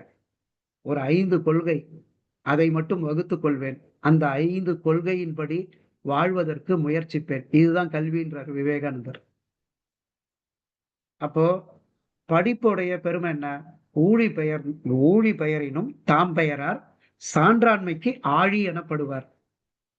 இன்னொன்னு சொல்றாரு, இந்த சான்றோர்கள் எப்படி இருக்கணும் அப்படின்னா, இன்னா செய்தார்க்கும் இனியவே செய்யாக்கால் என்ன பயத்ததோ சால்புன்னு கேட்கிறான். நீ படிச்சிருக்கிறடா, ஆனா உனக்கு எத்தனையோ துன்பத்தை கொடுக்குறாங்க, சரி என்ன வந்து இவன் இப்படி பண்ணிட்டான், டிட் ஃபார் டேட், நானும் திருப்பி அவனை அழிக்கணும் அப்படின்னு நான் நினைக்கிறேன்னு வைத்துக் கொள்வோம். வள்ளுவன் கேட்கிறாரு, அது சான்றாண்மையா? இன்னா செய்தார்க்கும் இனியவே செய்யாக்கால், இந்த அறத்தை நீங்கள் வேற உலக இலக்கியத்தில் நீங்க படிக்க முடியாது. இனியவே செய்யாக்கால் என்ன பயத்ததோ சால்பு, what is the use of your scholarship அப்படின்னு கேட்கிறாரு. அதே போல அடுத்தது இன்னும் நிறைய பேசலாம், அன்பு, நான், அப்புறம் ஒப்புரவு, கண்ணோட்டம், வாய்மையோடு, அந்த ஒரு திருக்குறளையே பேசலாம். ஆனா அடுத்தது நான் பண்புடைமைக்கு தாவர, நான் வேற நேரம் இன்மை காரணமாக இதையும் யோசிக்கிறேன் நான். இது ஒரு குடியுரிமை கோட்பாடுகள்னு சொல்றாரு இல்லைங்களா, குடிமை, ஒரு நாட்டிற்கு தேவையான குடிமகன் எப்படியெல்லாம் இருக்க வேண்டும் என்றால் இப்படியெல்லாம் இருக்க வேண்டும் என்று எதிர்பார்க்கின்றார் வள்ளுவர். அதுல ஒரு பண்புடைமையை இந்த இடத்துல வைக்கிறாரு. அதனாலதான் ஒழிபியல்ல ஏன் பண்புடைமையை வைக்கணும் அப்படின்னு நான் யோசிக்கிறேன். ஏன்னா ஒரு பொருட்பால்ல 70 அதிகாரம் எழுதுகின்ற வள்ளுவர் அது வரைக்கும் அரசியலை பற்றி பேசிக் கொண்டிருந்தார். ஒரு நாட்டுக்கு அந்த அரசியல் அப்படின்றது தேவைதான், ஒரு நாடு இப்படி இருக்க வேண்டும் என்று பேசிக் கொண்டிருந்தார். ஆனால் அந்த நாட்டிற்கு மக்கள் எப்படி இருக்க வேண்டும், நாட்டிற்கு how a citizen should live in a particular country அப்படின்றதுதான் கேள்வி. எப்படி இருக்கணும் அப்படின்னா, அவர்கள் சான்றோர்களாக இருக்க வேண்டும், அவர்கள் பண்புடையவர்களாக இருக்க வேண்டும். அப்ப பண்புடைமையை பத்தி அவர் பேசுறாரு. என்ன பேசுறாரு, பண்புடையார் பட்டுண்டு உலகம் அதுவின்றேல் மண்புக்கு மாய்வது மண் அப்படின்னு பேசுறாரு. நினைச்சு நான் வியந்த ஒரு குரல் இது. இந்த உலகம், நான் இப்படி யோசிக்கிறேன், நான் எப்படி யோசிக்கிறேன், மிக மோசமானவர்கள் இருந்ததுதான் அங்க இருக்கின்ற உலகம் தான் இது. எங்க ஆசிரியர் பாரதி புத்திரன் ஒரு தடவை சொன்னாரு, ரவிக்குமார், உங்களுக்கு திருவள்ளுவர் ஏன் வந்து குறளை எழுதியிருப்பாருன்னு நீங்க நினைக்கிறீங்க தெரியுமா, என்னன்னு சார்னு கேட்டேன். இந்த உலகத்துல நிறைய அயோக்கியனுங்க இருப்பானுங்க, அதற்காக தான் திருக்குறளை எழுதுறாரு, எப்படி வாழ வேண்டும் என்பதற்காக. அப்ப நான் இதை யோசிக்கிறேன், இந்த உலகம் நிலை பெற்று இருப்பது எதனால அப்படின்னா, இன்னைக்கு 140 கோடி இந்தியாவில் தமிழ்நாட்டுல மட்டும் 10 கோடி. எல்லாரும் நல்லவங்க நீங்க நினைக்கிறீங்களா? இல்ல எல்லாருமே யோகியமானவங்க நினைக்கிறீங்களா? காலம் வந்து அப்படியே புரண்டு படுக்கின்றது. இன்றைக்கு 2025 ரீல்ஸ் யுகம். யாரு எப்படி அப்படின்னு நம்மளால நம்பவே முடியல. இப்படி இருந்தவனா இப்படி ஆயிட்டான் அப்படின்ற மாதிரி உலகம் மாறிக்கொண்டே இருக்கின்றது. வள்ளுவன் சொல்றாரு, ஆனாலும் இந்த உலகம் ஏன் தெரியுமா நிலைத்து இருக்கும்? அயோக்கியர்கள் இருக்கலாம், மோசமானவங்க நிறைய பேர் இருக்கலாம், ஆனா பண்புடையவர்கள் ஒருத்தர் 2 பேர் இருக்கிறாங்கடா. அதனாலதான் இது உலகம் இருக்கு. நான் இப்படி யோசிங்களேன், நான் சேயோன் அவர்களே நான் ஐஸ் வைக்கிறதா நினைக்கக்கூடாது. அவருக்கு நிறைய வயதாகி விட்டது. அல்லது கருணாநிதி சார், அவருக்கும் கொஞ்சம் வயதாகி விட்டது. ஆனா இந்த மாலை நேரத்துல 3 மணிக்கு திருக்குறளை பரப்பணும், ஒரு 10 பேர் மட்டும் கேட்டா போதும். அல்லது திலகவதி அம்மா அவங்க ஓய்வு பெற்று விட்டார்கள். அவங்களுக்கு இருக்கிற பணத்துக்கு ஹாயா அப்படியே இருக்கலாம். ஆனா நிறைய கூட்டங்களுக்கு போறாங்க, பேசுறாங்க. அடுத்த தலைமுறை இப்படி இருக்கணும் அப்படின்னு நினைக்கிறாங்க. வள்ளுவனை நினைச்சு பாருங்க. இந்த இடத்துல பண்புடையார் இப்படிப்பட்டவர்கள் இருக்கின்ற காரணத்தால் தான் இந்த உலகம் இயங்கிக் கொண்டிருக்கிறது அப்படின்றான். அதே பண்புடைமையில தான் வள்ளுவன் பேசுவது. வள்ளுவனுடைய கோபம் அழகு, வள்ளுவனுடைய வீரம் அழகு, வள்ளுவனுடைய சொற்கள் அழகு. வள்ளுவனுடைய கோபம் பாருங்க, அறம் போலும் கூர்மையரேனும் மரம் போல்வர் மக்கட்பண்பு இல்லாதவர் அப்படின்றான். இந்த திருக்குறள்லாம் என்ன வந்து அடிக்கிற குறள். ஏன்னா நான் வளர்ந்த பொழுது, நான் நிறைய புத்தகங்கள் படித்த பொழுது நான் என்ன நம்பினேன் என்றால், நிறைய படிச்சவங்க அப்படின்னா நல்லா இருப்பாங்க, படித்தவர்கள் தான் முக்கியமான மனிதர்கள் அப்படின்னு நம்பினேன். நான் பண்பு என்ன பெரிய பண்பு அப்படின்னு நினைச்சேன். வள்ளுவன் சொல்றான், அறம் போலும் கூர்மையரேனும் மரம் போல்வர் மக்கட்பண்பு. இந்த குடியுரிமை அப்படின்றத ஏன் எழுதுறாரு அப்படின்னா, ஒரு சமூகத்தில் ஒரு குடிமகன் எவ்வாறு வாழ வேண்டும், எப்படி ஒத்து போக வேண்டும், ஒரு சமூகத்தோட எப்படி ஒத்து போக வேண்டும் அப்படின்னு எழுதுறதுக்கு தான் இத்தனை அதிகாரத்தையும் எழுதுறாரு. அப்போ ஒத்து போகாம ஒருத்தர் ரொம்ப பெரிய ஜாம்பவானா நினைச்சுக்குங்க. ஒரு ஜாம்பவான் டாக்டரேட் வாங்கி இருக்கிறாரு, பேராசிரியர். ஆனா ஒரு சாதாரணமா அவரை பார்க்கறதுக்கு ஒரு பையன் வரான் அப்படின்னா, உள்ள வாங்க உட்காருங்க. பெரியார் நான் கேள்விப்பட்டிருக்கிறேன், சாதாரண தன்னை விட வயதில் குறைந்தவர்களையும் கூட வாங்க போங்க உட்காருங்க அப்படின்னு பேசுவார்களாம். இல்ல நான் நிறைய படிச்சுட்டேன், நான் ஒரு துணைவேந்தர், என்னை விட பெரிய ஆள் யாரும் கிடையாது அப்படின்றதுக்காக. அறம்போலும் கூர்மையரேனும் மரம் போல்வர் மக்கட்பண்பு இல்லை அப்படின்னா, ஒத்து போக முடியவில்லை என்றால் மரம் போல்வர் மக்கட்பண்பு இல்லாதவர். நிறைய அதுக்கு முன்னாடி இருக்கிற குறள்லாம் நான் விட்டுறேன். அன்புடைமை ஆன்ற குடிப்பிறத்தல் இவ்விரண்டும் பண்புடைமை என்னும் வழக்கு. எப்போதுமே வள்ளுவன் என்ன பண்றாரு அப்படின்னா, என்ன அதிகாரம், அதனுடைய டெஃபினிஷன் என்ன அப்படின்னு சொல்லிட்டு அதற்கு பிறகு அதை விரித்து கொண்டு மற்ற குறள்ல சொல்வார். 10வது குறள் வரைக்கும் சொல்வார். பண்பிலான் பெற்ற பெருஞ்செல்வம் நண்பால் கலந்தீமையால் தெரிந்தற்று. ஒரு பண்பே இல்லாதவன் அவனுக்கு கிடைக்கின்ற பெரிய செல்வம், கோடி கணக்கா ஒரு செல்வம் கிடைக்குது அப்படின்னா, அது ஒரு நல்ல பாத்திரத்துல குற்றத்தினால் இன்சுவையின்றி கெட்டது போன்றதாகும். ஒரு பால் இருக்கு, நிறைய பால் இருக்கு, ஆனா அதனுடைய பாத்திரம் அப்படின்றது கெட்டு போயிருக்கு அப்படின்னா மொத்தமா பாலும் வீணாகும். பண்பு இல்லாதவன் பெற்ற செல்வம் அப்படின்றது யாருக்கும் பயன்படாது அப்படின்னு சொல்றார் வள்ளுவர். அப்படிப்பட்ட செல்வத்தினால் என்ன பயன் என்றும் கேட்கின்றார். அதனாலதான் அது எங்க கேட்கிறாரு அப்படின்னா, நன்றியில் செல்வம் அப்படின்ற அதிகாரத்துல கேட்கிறாரு. நான் கொஞ்சம் நச்சு படாதவன் செல்வம் நடு ஊருள் நச்சு மரம் பழுத்தற்று. நடு ஊர்ல என்ன அருமையா பேசுறாரு பாருங்க. நடு ஊர் அப்படின்னா தானே ஒரு நகரத்துல ஒரு மையமான இடத்துல ஒரு நச்சு மரம் இருந்ததுன்னா அங்க இருந்து பழத்தை எல்லாரும் எடுத்து சாப்பிடுறாங்க அப்படின்னா அது அந்த ஊரையே கெடுக்கும் இல்லைங்களா? நச்சு மரம் அப்படின்றது அததான் சொல்றாரு. அதையும் எப்படி சொல்றாருன்னா, ஈகை தன்மை இல்லாதவன், அவனுடைய ஒருவராலும் விரும்பப்படாத ஒருவனுடைய செல்வம் ஊரின் நடுவில் இருக்கும் நச்சு மரம் பழுத்ததை போன்றதாகும் அப்படின்றான். ஈகை குணம் இல்லாதவன் அவனே சேர்த்து சேர்த்து சேர்த்து சேர்த்து வைக்கிறான். இன்னைக்கு அதுதானே பிரச்சனை. உலகம் முழுக்க இருக்கின்ற பிரச்சனை இன்னைக்கு என்ன இருக்கு? இதுக்கப்புறம் தான் மார்க்சியம் நான் நினைக்கிறேன். இதுக்கப்புறம் தான் மார்க்சியம். பொது உடைமை தத்துவம் அப்படின்றது திருக்குறளுக்கு அப்புறம்தான்.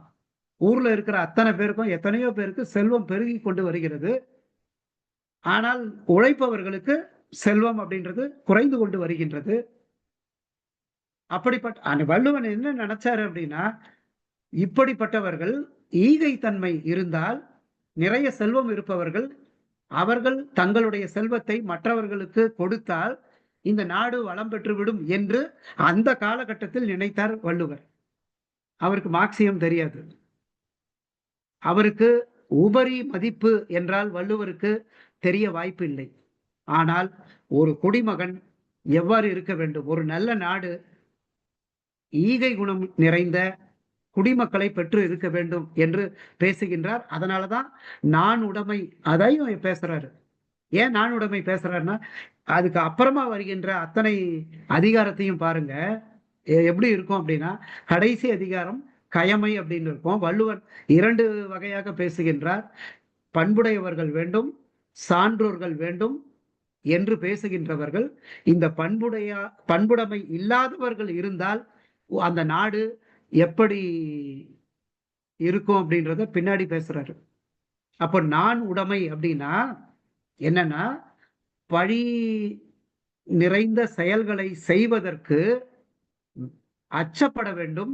சான்றோர்கள் ஒரு இழிந்த செயலை செய்வதற்கு நாணப்பட வேண்டும். நான் அச்சம் நான் சொல்லிட்டேன், தவறா நான் சொல்லிட்டேன். வெட்கப்படணும். இப்படி ஒரு செயலை நாம செய்யக்கூடாது. அப்போ அணி என்றோ நாணுடைமை சான்றோர்க்கு.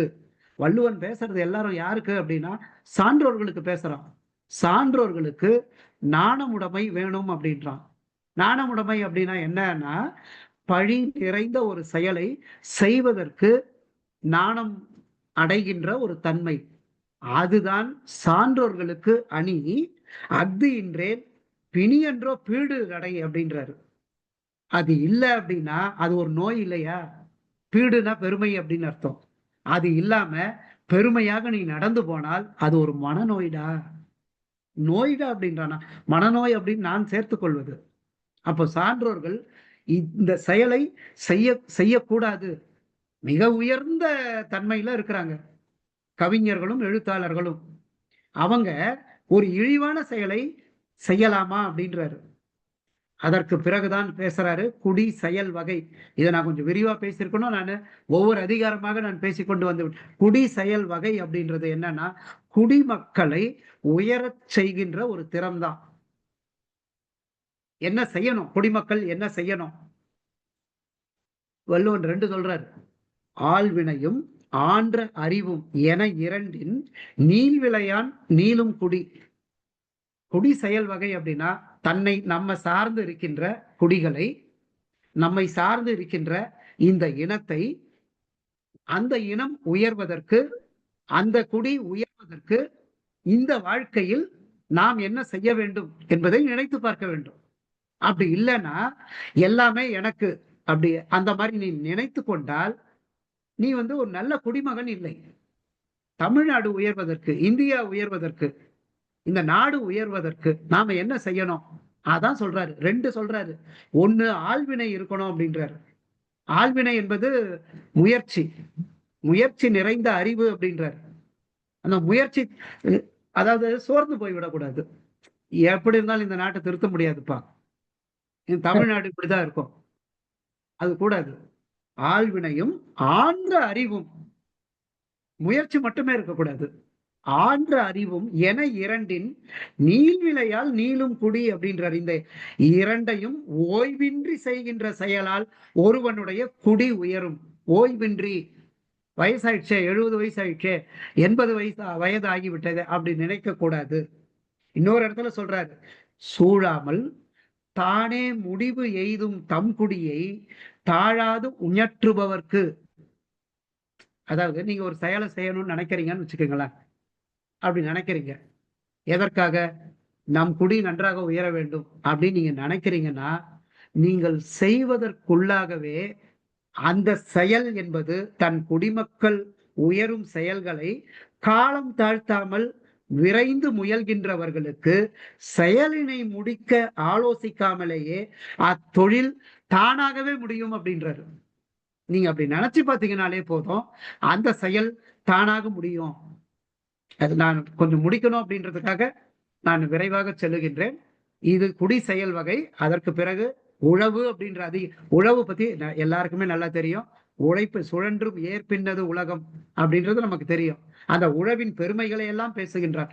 எனக்கு தெரிந்து எத்தனையோ தொழில்கள் வந்தாலும் கூட உழவு தொழிலை சிறப்பு செய்தவன் வள்ளுவன் ஒருத்தன் தான். எப்பொழுதுமே இந்த நாட்டை ஆள்பவர்கள் என்ன நினைக்கணும் அப்படின்னா, அது யார் வேண்டுமானாலும் இருக்கலாம், மைய அரசாக இருக்கலாம், மாநில அரசாக இருக்கலாம், எப்போதுமே அவங்க யாரா இருந்தாலும் என்ன நினைக்கணும் அப்படின்னா, விவசாயிகள் நன்றாக இருக்க வேண்டும் என்று ஆள்பவர்கள் நினைக்க வேண்டும். அதனால்தான் உழவு அப்படின்ற அதிகாரத்தை வைத்தார். சரி, அந்த உழவு செய்யவில்லை என்றால், அந்த தொழிலை செய்யவில்லை என்றால், அங்கதான் சொல்றான், உழவு செய்யாத ஒரு நாட்டுல எது வரும் அப்படின்னா நல்குறவு அப்படின்றது வரும். எது? வறுமை அப்படின்றது வரும். இந்த வறுமை எப்படி தெரியுங்களா பேசுறான்? உலகத்துல அப்படி பேசவே முடியாதுங்க. நானும் ஷேக்ஸ்பியர் என்னன்னா யார் யாரோ கவிஞர்களை பேசிட்டேன், படிச்சிருப்பேன். அவர் பேசுறாரு, இன்மையின் இன்னாதது யாது எனின் அப்படின்னு ஒரு கேள்வி கேட்கிறாரு. வறுமையை விட கொடுமையானது எது அப்படின்னு ஒரு கேள்வி கேட்கிறாரு. வறுமையை விட கொடுமையானது எது? நானும் நினைச்சு பார்த்தேன். முதல்ல திருக்குறளை படிக்கிறவங்க நினைச்சு பார்க்கணும். முதல் வரியை மட்டும் சொல்லுங்க, வறுமையை விட கொடுமையானது என்ன அப்படின்னு யாருக்கிட்டையாவது கேள்வியை நீங்க போஸ்ட் பண்ணுங்க. வள்ளுவன் சொல்றான், யோசித்து யோசித்து யோசித்து சிந்தித்து பார்த்து பார்த்து பார்த்து சொல்றான், இன்மையின் இன்னாதது யாது எனின் இன்மையின் இன்மையே இன்னாதது. வறுமையை விட கொடுமையானது எதுன்னு கேட்டா வறுமையை விட அப்படின்னு பார்த்துட்டு, வறுமையை விட வறுமைதான் கொடுமையானது. ஏன்னா அதை தாண்டி அவரால் யோசிக்கவே முடியவில்லை. இன்மை என ஒரு பாவி அப்படின்றான். பாவி, மறுமையும் இம்மையும் இன்றி வரும், அது பாவி அப்படின்றான். அது எல்லா ஜென்மத்திலையும் வரும். அதை விட பரவாயில்ல, இந்த இந்த இந்த கவித்துவத்தை பாருங்க. நெருப்பினுள் துஞ்சலும் ஆகும், நிரப்பினுள் யாதொன்றும் கண்பாடு அரிது. நெருப்புல நீங்க தூங்கலாம், கண்ண மூடி தூங்கலாம். ஆனால் வறுமை வந்து விட்டால் நீங்கள் உறங்குவது என்பது அப்படின்றான். இது நமக்கு புரியாது. நமக்கு புரியாது அப்படின்னா கொஞ்சம் காசு இருந்தாக்கா அவங்க நிம்மதியா தூங்கலாம். நினைத்து பாருங்க, கொரோனா காலகட்டத்துல ஒரு துணியும் இல்லாம, அல்லது உறங்குவதற்கு ஒரு உறையுள் இல்லாம, உணவு இல்லாம எத்தனை கோடி பேர் நம்முடைய நாட்டில் இன்னைக்கும் இருக்கிறாங்க. இனி 70 இன்றைய காலகட்டம் கொஞ்சம் மாறி இருக்கலாம், ஆனால் வறுமைக்கு கீழ் யாருமே இல்லையா அப்படின்னு சொல்லாதீங்க. இந்த நேரத்தில் நான் ஒண்ணு சொல்றேன். நான் படித்த பத்திரிகையில ஒரு செய்தி என்ன தெரியுங்களா? பத்திரிகையில ஒரு செய்தி, 20 ரூபாய்க்கு தன்னுடைய குழந்தையை ஒரு அம்மா வித்திருக்காங்க பீகார்ல. ஆனால் நான் படித்தது 20 ஆண்டுகளுக்கு முன்னாடி. 20 ரூபாய்க்கு குழந்தைய வித்திருக்கிறாங்க. நினைச்சு பார்க்க முடியுதுங்களா? அப்ப அவர் பேசுறாரு, நெருப்பினுள் துஞ்சலும் ஆகும், நல்குறவு அப்படின்ற அதிகாரத்துல பேசுறாரு. நிரப்பினுள் யாதொன்றும் கண்பாடு அரிது, இப்படி பேசுற வள்ளுவன். அடுத்ததே இரவு அச்சம். சரி, அந்த வறுமை வந்து விட்டது, என்ன பண்ணுவாங்க அப்படின்னா பிச்சை எடுக்க போயிடுவாங்க. இதெல்லாம் கூடாது, குடியுரிமை கோட்பாடுல இதெல்லாம் கூடாது அப்படின்றதுக்காக இதை பேசுறோம். எது வேண்டும், எது இருக்கக்கூடாது? உழவு இருக்க வேண்டும், ஆனால் இந்த பிச்சை எடுக்கின்ற அந்த தொழில் இருக்கக்கூடாது. அங்கதான் பேசுறான், இரத்தலும் ஈதலே போலும் கரத்தல் கனவிலும் தேற்றாதார் மாட்டு. போய் நீங்க கேக்குறீங்களா, ஐயா எனக்கு ஒரு காசு இல்லை சார், ஒரு 10 ரூபாய் கொடுக்க முடியுமா, இல்ல ஒரு 10,000 ரூபாய் கொடுக்க முடியுமா? அது கூடாது, அப்படி பேசக்கூடாது. ஆனால் இரத்தலும் ஈதலே போலும் அப்படின்றாரு. அப்படி அது கூட ஈதலுக்கு இணையானது அப்படின்னு ஒரு இடத்துல பேசுறாரு. இன்னொரு இடத்துல பேசுறாரு, இன்பம் ஒருவருக்கு இரத்தல், இறந்தவை துன்பம் உறாவரின் அப்படின்றாரு. இன்பம் ஒருவருக்கு இரத்தல் தான். எப்போ அப்படின்னா இறந்தவை துன்பம் வராவரின், யாசிக்கப்பட்ட பொருள்கள் தாம் துன்புறாமல் வருமானால். ஒருத்தன் இதெல்லாம் எனக்கு கிடைக்கணும் அப்படின்னு நினைக்கிறான், அது நான் யாசிப்பது எல்லாம் துன்பம் இல்லாமல் கிடைக்குமானால் அப்போ இன்பம் ஒருவருக்கு இரத்தல் அப்படின்னு பேசுறாரு. அதற்கு பிறகு இரவு அச்சம், யாசிப்பதை பற்றி பேசுறான் வள்ளுவன். ஆனால் அது வள்ளுவனுக்கு உடன்பாடு இல்லை. வேறு வழி இல்லாம போயிட்டு நம்ம யாசிக்கிறோம். அப்ப இரவு அச்சத்துல அவன் யோசிக்கின்றான். யாசிக்கின்றவன் இந்த இந்த குரல் கொஞ்சம் கான்ட்ரவர்சி, ஆன்மீகவாதிகளுக்கு அது பிடிக்காது. எந்த குரலை நான் சொல்ல வருகிறேன் அப்படின்றது தெரியும் உங்களுக்கு. இறந்தும் உயிர் வாழ்தல் வேண்டின் பறந்து கெடுக உலகை இயற்றியான். 2 பொருள் எடுக்கலாம். இறந்தும் உயிர் வாழ்தல் வேண்டும், பிச்சை எடுத்துதான் உயிர் வாழ வேண்டும் என்றால், அப்படிப்பட்ட உலகத்தை படைத்த இறைவன் செத்து ஒழியட்டும், இது ஒரு பொருள். ஆனால் இறைவன் செத்து ஒழியட்டும் என்று கடவுள் வாழ்த்தை பாடிய வள்ளுவன் பேசியிருப்பானா அப்படின்றது ஒரு கேள்வி. ஒருவேளை கோபத்தினால வள்ளுவன் அப்படி பேசியிருக்கலாம். ஆனால் உலகு இயற்றியான் அப்படின்றத எப்படி எடுத்துக்கொள்ளலாம் அப்படின்னா, உலகு அப்படின்றது இந்த நிலம், இந்த நிலத்தை ஆள்பவன் தான் உலகத்தை இயற்றுபவன். இறந்தும் உயிர் வாழ்தல் வேண்டின் பறந்து கெடுக. சரி, ஒருவேளை அரசனை சொல்கிறார் வள்ளுவர் அப்படின்னா இது எவ்வளவு புரட்சி மிக்க ஒரு குரல் அப்படின்னு நீங்க பாருங்க. இறைவனை சொன்னாலும் சரி அல்லது அரசனை சொன்னாலும் சரி, உலகு இயற்றுபவன், உலகு இயற்றியான் என்பவன் ஒரு அரசன் என்றால் அவன் அழியட்டும்டா. பேச முடியுமா? மன்னராட்சி காலத்துல இப்படி பேச முடியுமா? அதேதான் சொல்றான், இன்மை இடும்பை இறந்து தீர்வாம் என்னும் வன்மையின் வன்பாட்டது இல். நான் கொஞ்சம் விரைவாக நான் போனோம், நான் முடிக்க வேண்டும் அப்படின்றது தெரியுது எனக்கு. அதற்கு பிறகுதான் கடைசி அதிகாரம் ரொம்ப பிடிச்சது எனக்கு. பொருட்பாலிலேயே எனக்கு பிடிச்சது கயமை என்ற அதிகாரம். நீங்க கொஞ்சம் இது 10 என இனிமேலே வரும்பொழுது கயமை என்ற ஒரு அதிகாரத்தை மட்டும் நீங்க 10 குறளை எடுத்துக்கொண்டு பேசுங்கள் அப்படின்ற மாதிரி எனக்கு கொடுங்க. ஏன்னா முதல்ல அது மறந்துடுவேன். அதனால முதல்ல கடைசி குறளை முதல்ல சொல்லிடுறேன், அதுக்கப்புறம் மற்றதெல்லாம் சொல்றேன்.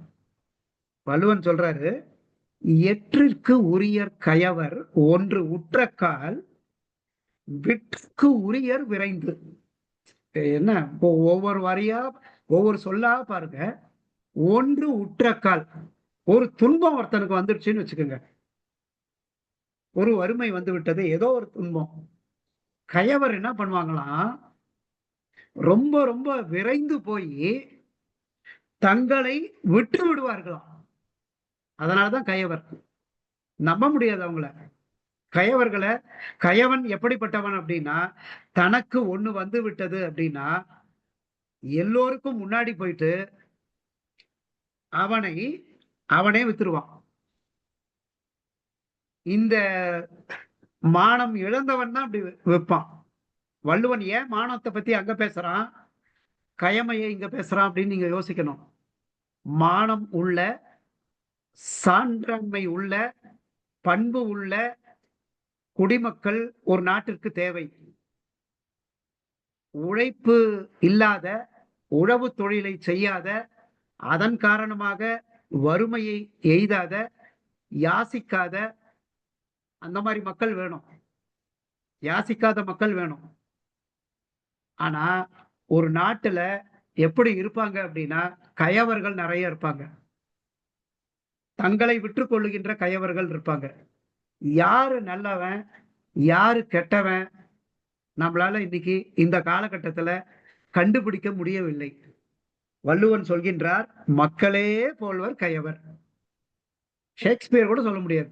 ரொம்ப எனக்கு பிடித்த கவிஞர் ஷேக்ஸ்பியர், கம்பன். ஆனா மக்களே போல்வர் கயவர்ன்றான் அப்படின்னு சொல்லும் பொழுது வள்ளுவன் எந்த அளவுக்கு இந்த வாழ்க்கைய, இந்த மனிதர்களை அளந்திருக்கிறான்னு பாருங்க. மக்களே போல்வர் கயவர் அப்படின்னா, மக்கள் அப்படின்னா மனிதர்கள் மட்டும் இல்ல, நல்லவன் போலவே இருக்கிறவங்க தான் கயவர்கள். இவனும் ஒரே மனிதன், இவனும் அதே மனிதன் தான். அவர் சொல்றாரு, அவர் என்ன ஒப்பாரி யாம் கண்டது இல். இந்த 2 பேரும் ஒத்த, இப்போ இந்த செல்போன் இருக்குங்க, இன்னொரு செல்போன் இருக்குது, கிட்டத்தட்ட 2ம் ஒரே மாதிரி இருக்கு அப்படின்னா, ஒரு 2 பொருளை ஒப்பிடுறீங்க, ஒரே மாதிரி இருக்கு, 2 பேனா ஒரே ஒப்பிடுறீங்க. இப்போ 2 மலர் இருக்கு, 2 ரோஜா இருக்கு, 2ம் ஒரே மாதிரி இருக்கு.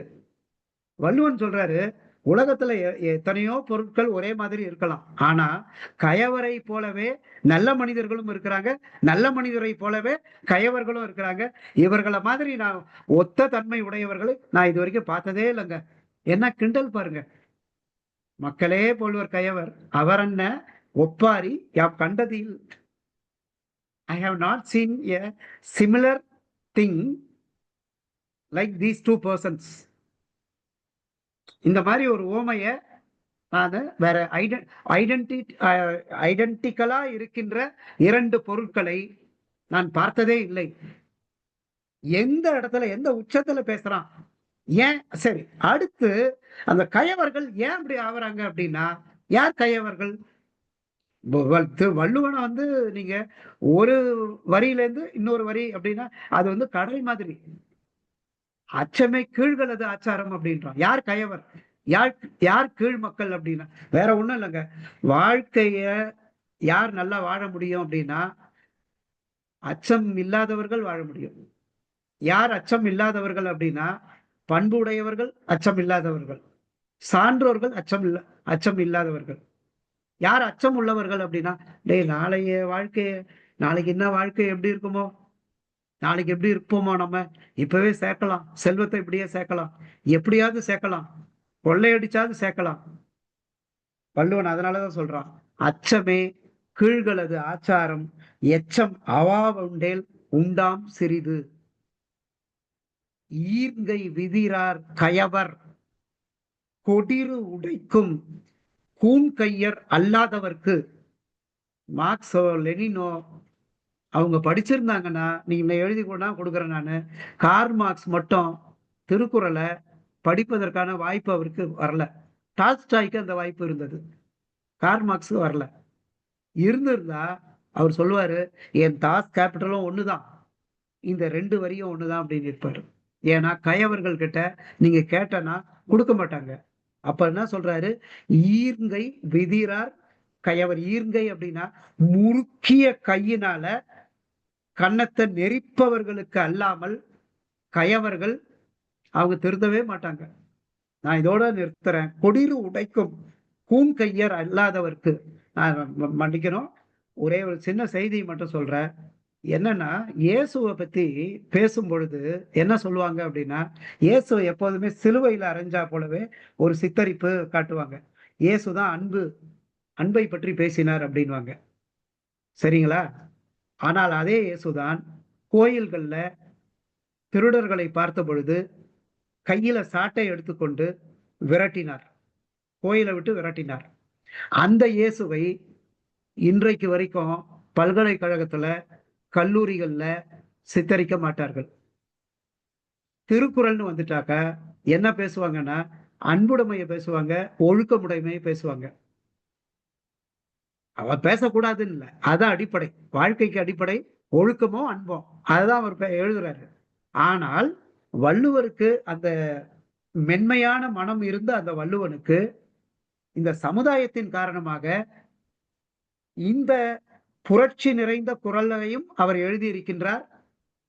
அவருக்கு எந்த அளவிற்கு ஈரம் உண்டோ அந்த அளவிற்கு வீரமும் உண்டு. அதனாலதான் இந்த குரலை எழுதுறாரு. சொல்ல பயன்படுவர் சான்றோர் கரும்பு போல் கொல்ல பயன்படும் கீழ் அப்படின்னு எழுதுறாரு. கீழ் மக்களை நீங்க எல்லாருக்கிட்டையும் அன்பு காட்ட முடியும் எல்லா நேரத்திலையும், அந்த அளவுக்கு அது காந்தியால வேணா இருக்க முடியும். ஆனா அந்த மாதிரி காந்தி எப்படி இருந்தாருன்னா, வாழ்க்கை முழுக்க நீங்க காந்தியுடைய அகிம்சையை மட்டுமே நீங்கள் பின்பற்றுகிறீர்கள் என்றால் நீங்க திருக்குறளை ஒழுங்கா படிக்கலன்னு அர்த்தம். கயவர்களுக்கு காந்தியிசம் அப்படின்றது தேவையா அப்படின்றத வள்ளுவர் கேட்கிறார். இப்போ சொல்ல பயன்படுவர் சான்றோர் கரும்பு போல் கொல்ல பயன்படும் கீழ் அப்படின்றார். அன்புடைமையை பேசிய அதே வள்ளுவன் தான், பண்புடைமையை பேசிய அதே வள்ளுவன் தான் இதையும் பேசுகின்றார். அதனாலதான் கயமை என்கின்ற அதிகாரத்தை கயவர்கள் வள்ளுவனுக்கு உடன்பாடு இல்லை. வள்ளுவனுக்கு யார் உடன்பாடுனா, மானம் நிறைந்த பெருமை நிறைந்த சான்றோர்களும் பண்பாளர்களும், பழிக்கு இந்த செயலை செய்வதற்கு பழிக்கு அஞ்சுகின்ற சான்றோர்களும், இதுதான் வள்ளுவனுக்கு வேண்டியவர்கள். இவர்களை அடிப்படையாக வைத்துத்தான் அவர் தன்னுடைய குடியுரிமை கோட்பாடு, குடியுரிமை என்று அவர் பேசவில்லை. ஒரு நாட்டில் குடிமை சிட்டிசன் நல்ல மனிதர்கள் இருக்க வேண்டும் என்றால் இப்படி இருக்க வேண்டும் என்று அவர் எதிர்பார்த்திருக்கின்றார். அதனால்தான் ஒழிபியல் என்கின்ற அதிகாரத்தில் அரசியலைத்தான் நாம் பேசிவிட்டோமே என்று அவர் மனம் நிறையாமல் ஒழிபியல் என்ற அதிகாரத்தில் இந்த 13 அதிகாரத்தையும் பேசியிருக்கிறார் என்பதாக நான் கருதுகின்றேன். முழுவதையும் என்னால், ஏன்னா 130 குறளையும் பேச முடியாது. அதற்காக நான் சான்றோர்களிடம் என்னுடைய மன்னிப்பை யாசித்து விடைபெறுகின்றேன். நன்றி, வணக்கம். அருமை அருமை, மிக அருமையா பேராசிரியர் பி. ரவிக்குமார் அவர்கள் பேசியிருக்கிறாரு. எனக்கு எல்லாத்தையும் விட ரொம்ப மகிழ்ச்சி என்னன்னா, அவர் ஒவ்வொரு குறளையும் ஈடுபட்டு ரசிச்சு படிச்சு கேட்கிறவங்களும் ரசிக்கிற மாதிரி சொல்லியிருக்கிறார். அதுதான் சிறப்பு, பாராட்டு. நல்ல இந்த கொடியிரு உடைக்குன்னு சொன்ன உடனே எனக்கு ஒன்று நினைவு வந்தது. நான் பள்ளி மாணவனாக இருக்கும்போது ஒரு பேராசிரியர் எங்க பள்ளிக்கு வந்து பேசுகிறார். எது கூர்ங்கைங்கிறார். ஈர்ங்கை விதிரார் கயவர் கொடியிரு உடைக்கும் கூர்ங்கையர் அல்லாதவர்க்கு. அப்படி என்றால் கூர்ங்கை எது? கைவாய் கதிர்வேல் முருகன் கழல் பற்றி உய்வாய் மன்னனே ஒழிவாய் ஒழிவாய் மெய்வாய் பிடினா சியொடும் செவியாம் ஐவாய் வழி செல்லும் அவா வினையே. கந்தர் அனுபூதி. அத அவர் சொல்றாரு. நான் பின்னாலதான் படிச்சேன். ஆனா அப்ப அவர் சொல்றாரு, அப்ப எதுடா அப்படின்னா சுருங்கி விரியக்கூடியது எது? வாயினார். கை வாய் கதிர்வேல்ங்கிறாரு. இந்த கைக்கு வாய் எதுன்னா 5 விரல்களாம். இந்த 5 விரல்களையும் மடக்குனா அதுக்கு உள்ளுக்கு வேலை வைக்கலாம்ல. எப்படி பாருங்க. ஆக இப்படி சுருங்கி எது? மூடி திறந்த இமை 2 பார் என்றன. பாட்டு கண்ணு இந்த விழிச்சு வருமா. அவர் சொன்னாரு, அருமையா இருந்து எனக்கு. நீங்க சொன்ன உடனே எனக்கு உடனே தோணுச்சு. பாருங்க, இந்த கை விரிஞ்சு சொல்றதுதான் வாய். இந்த வாய்க்கு நடுவுல வேல் இருக்கான். அந்த வேலை ஏந்திய முருகனுடைய பாதத்தை பின்பற்றினால் உன்னுடைய பாவங்கள் போகும்னு அருணகிரிநாதர் பாடுறார். இவர் இங்க கொண்டு வராரு. எப்படி கொண்டு வராரு பாருங்க. அப்ப கைக்கு கூர்முனை எதுங்கிறார். நீங்க அழகா சொன்னீங்க. அதுக்கு அடுத்தது வருமா அடிஷனலா ஒரு இன்புட் இது இப்படி வைக்கணும். அதுவும் என்ன சொன்னா, இந்த கட்ட விரலை மடக்கி நல்லா பார்க்கணும். கட்ட விரலை மடக்கி 4 விரல்களையும் சேர்த்து கையை நீட்டு. இப்பொழுது எது உன் கூர்முனைங்கிறார். இந்த பாருங்க, இந்த இடம் தான் கூர்முனை. இந்த இடத்துல முன்னால அடிச்சா முன்பல்லு தான் போகும், சொல் போகாது. பின்னால கொடி ஈருங்கிற கடவா பல்லுல அடிடா. எப்படி? முன்பல்லுல அடிக்காத, அடி. எங்க அடிக்கிறோம்? கடவா பல்லுல அடி. அப்பந்தான் அவனுக்கு புத்தி வரும், பல்லு உதிரும், பணமும் வெளிவருங்கிற. இதை விட என்ன அற்புதம். இத ஐ திங்க் அவரா ஒரு கம்யூனிஸ்ட் கட்சி அன்பர் அவர் பேசுறாருன்னு நினைக்கிறேன். அதாவது திருவள்ளுவர் எப்படி கம்யூனிஸ்ட் சிந்தனையும் உடையவர் என்று அவர் சொல்றாங்க. எனக்கு உண்மையிலே இந்த பாடல் கேட்கும் பொழுதெல்லாம் அந்த பேச்சாளர்லாம் எனக்கு நினைவு கொள்வார். எப்படி பாருங்க, வாய்ங்கிறத எப்படி கொண்டு வந்து எது கூர்மை நிறைவேற வேணா கேளுங்க. கையில் எது கூர்மை? எல்லாரும் இப்படிதான் நீட்டுவாங்க. இல்ல, இந்த கட்ட விரலை மடக்கி 4 விரலை வச்சு இப்படி நீட்டினா அதான் கூர்மை. ரொம்ப அருமையா இருந்தது ரவிக்குமார். நாங்க ரொம்ப ரசிச்சோம். நீங்க பேசின பேச்சில இருந்து எனக்கு இன்னொரு தோன்றுறது என்னன்னா, இந்த 13 இயல்புகளையும் ஏன் அவர் ஒழிவியல்னு வச்சார், இன்னொருத்தர் குடியியல்னு வைக்கிறார். குடியியலும் ஒழிவியலும் ஒன்றா? அது ஏன் குடியியல் என்று சில பதிப்புகள்ல இருக்கு. நானே என்னுடைய பதிப்பிலே குடியியல் தான் போட்டிருக்கேன். ஆனா பரிமேலழகர் ஒழிவியல்ங்கிறார். பரிமேலர் இது என்ன ஆயிடுதுன்னா, நம்ம வரதராசன் ஐயாவும் ஒழிவியல்னா போடுறாரு. ஆனா உள்ளுக்கு வரும்போது குடியியல்னு வருது. இப்ப இது கொஞ்சம் இதுவும் சிந்திக்க தகுந்தது. அதுவும் நீங்க 13 இயல்கள் 13 அதிகாரங்கள். திருவள்ளுவ மாலையில போத்தியார் அப்படின்றவர் தான் அவர் குடியியல் நீங்க சொல்றதுதான். ஆமா, இல்ல 13 அதிகாரம் என்னுடைய பதிப்புல நான் குடியியல் தான் போட்டிருக்கேன். ஆமா ஆமா, எனக்கு பிடிச்சதும் அதுதான். ஏன்னா ஒழிவியல்னு சொல்றதை விட ஒழிவுன்னா அது அல்லாத மற்றவைன்னு அர்த்தம். இந்த குடியியல்னு சொன்னா இந்த தலைப்பை 25 வருஷத்துக்கு முன்னால MP நிர்மலா IAS அப்ப என்ன பதவியில இருந்து அவங்க சிவில் சர்வீஸ் IAS அவங்களுக்கு தலைப்பை கொடுத்து என்னுடைய புக்கு இந்த புத்தகத்துல அந்த கட்டுரை ஏற்கனவே வந்திருக்கு. உங்களுக்கு கொடுத்த தலைப்பு தான். ஆனால் ஒவ்வொருவருடைய அப்ரோச் மாறும் இல்ல.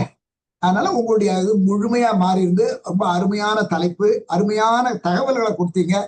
நெஞ்சார்ந்த பாராட்டுக்கள். இதை உண்மையிலே நான் ரிப்பீட் பண்ணாலும் தப்பு இல்லை. ஐயா ஒரே ஒரு நிமிஷம்.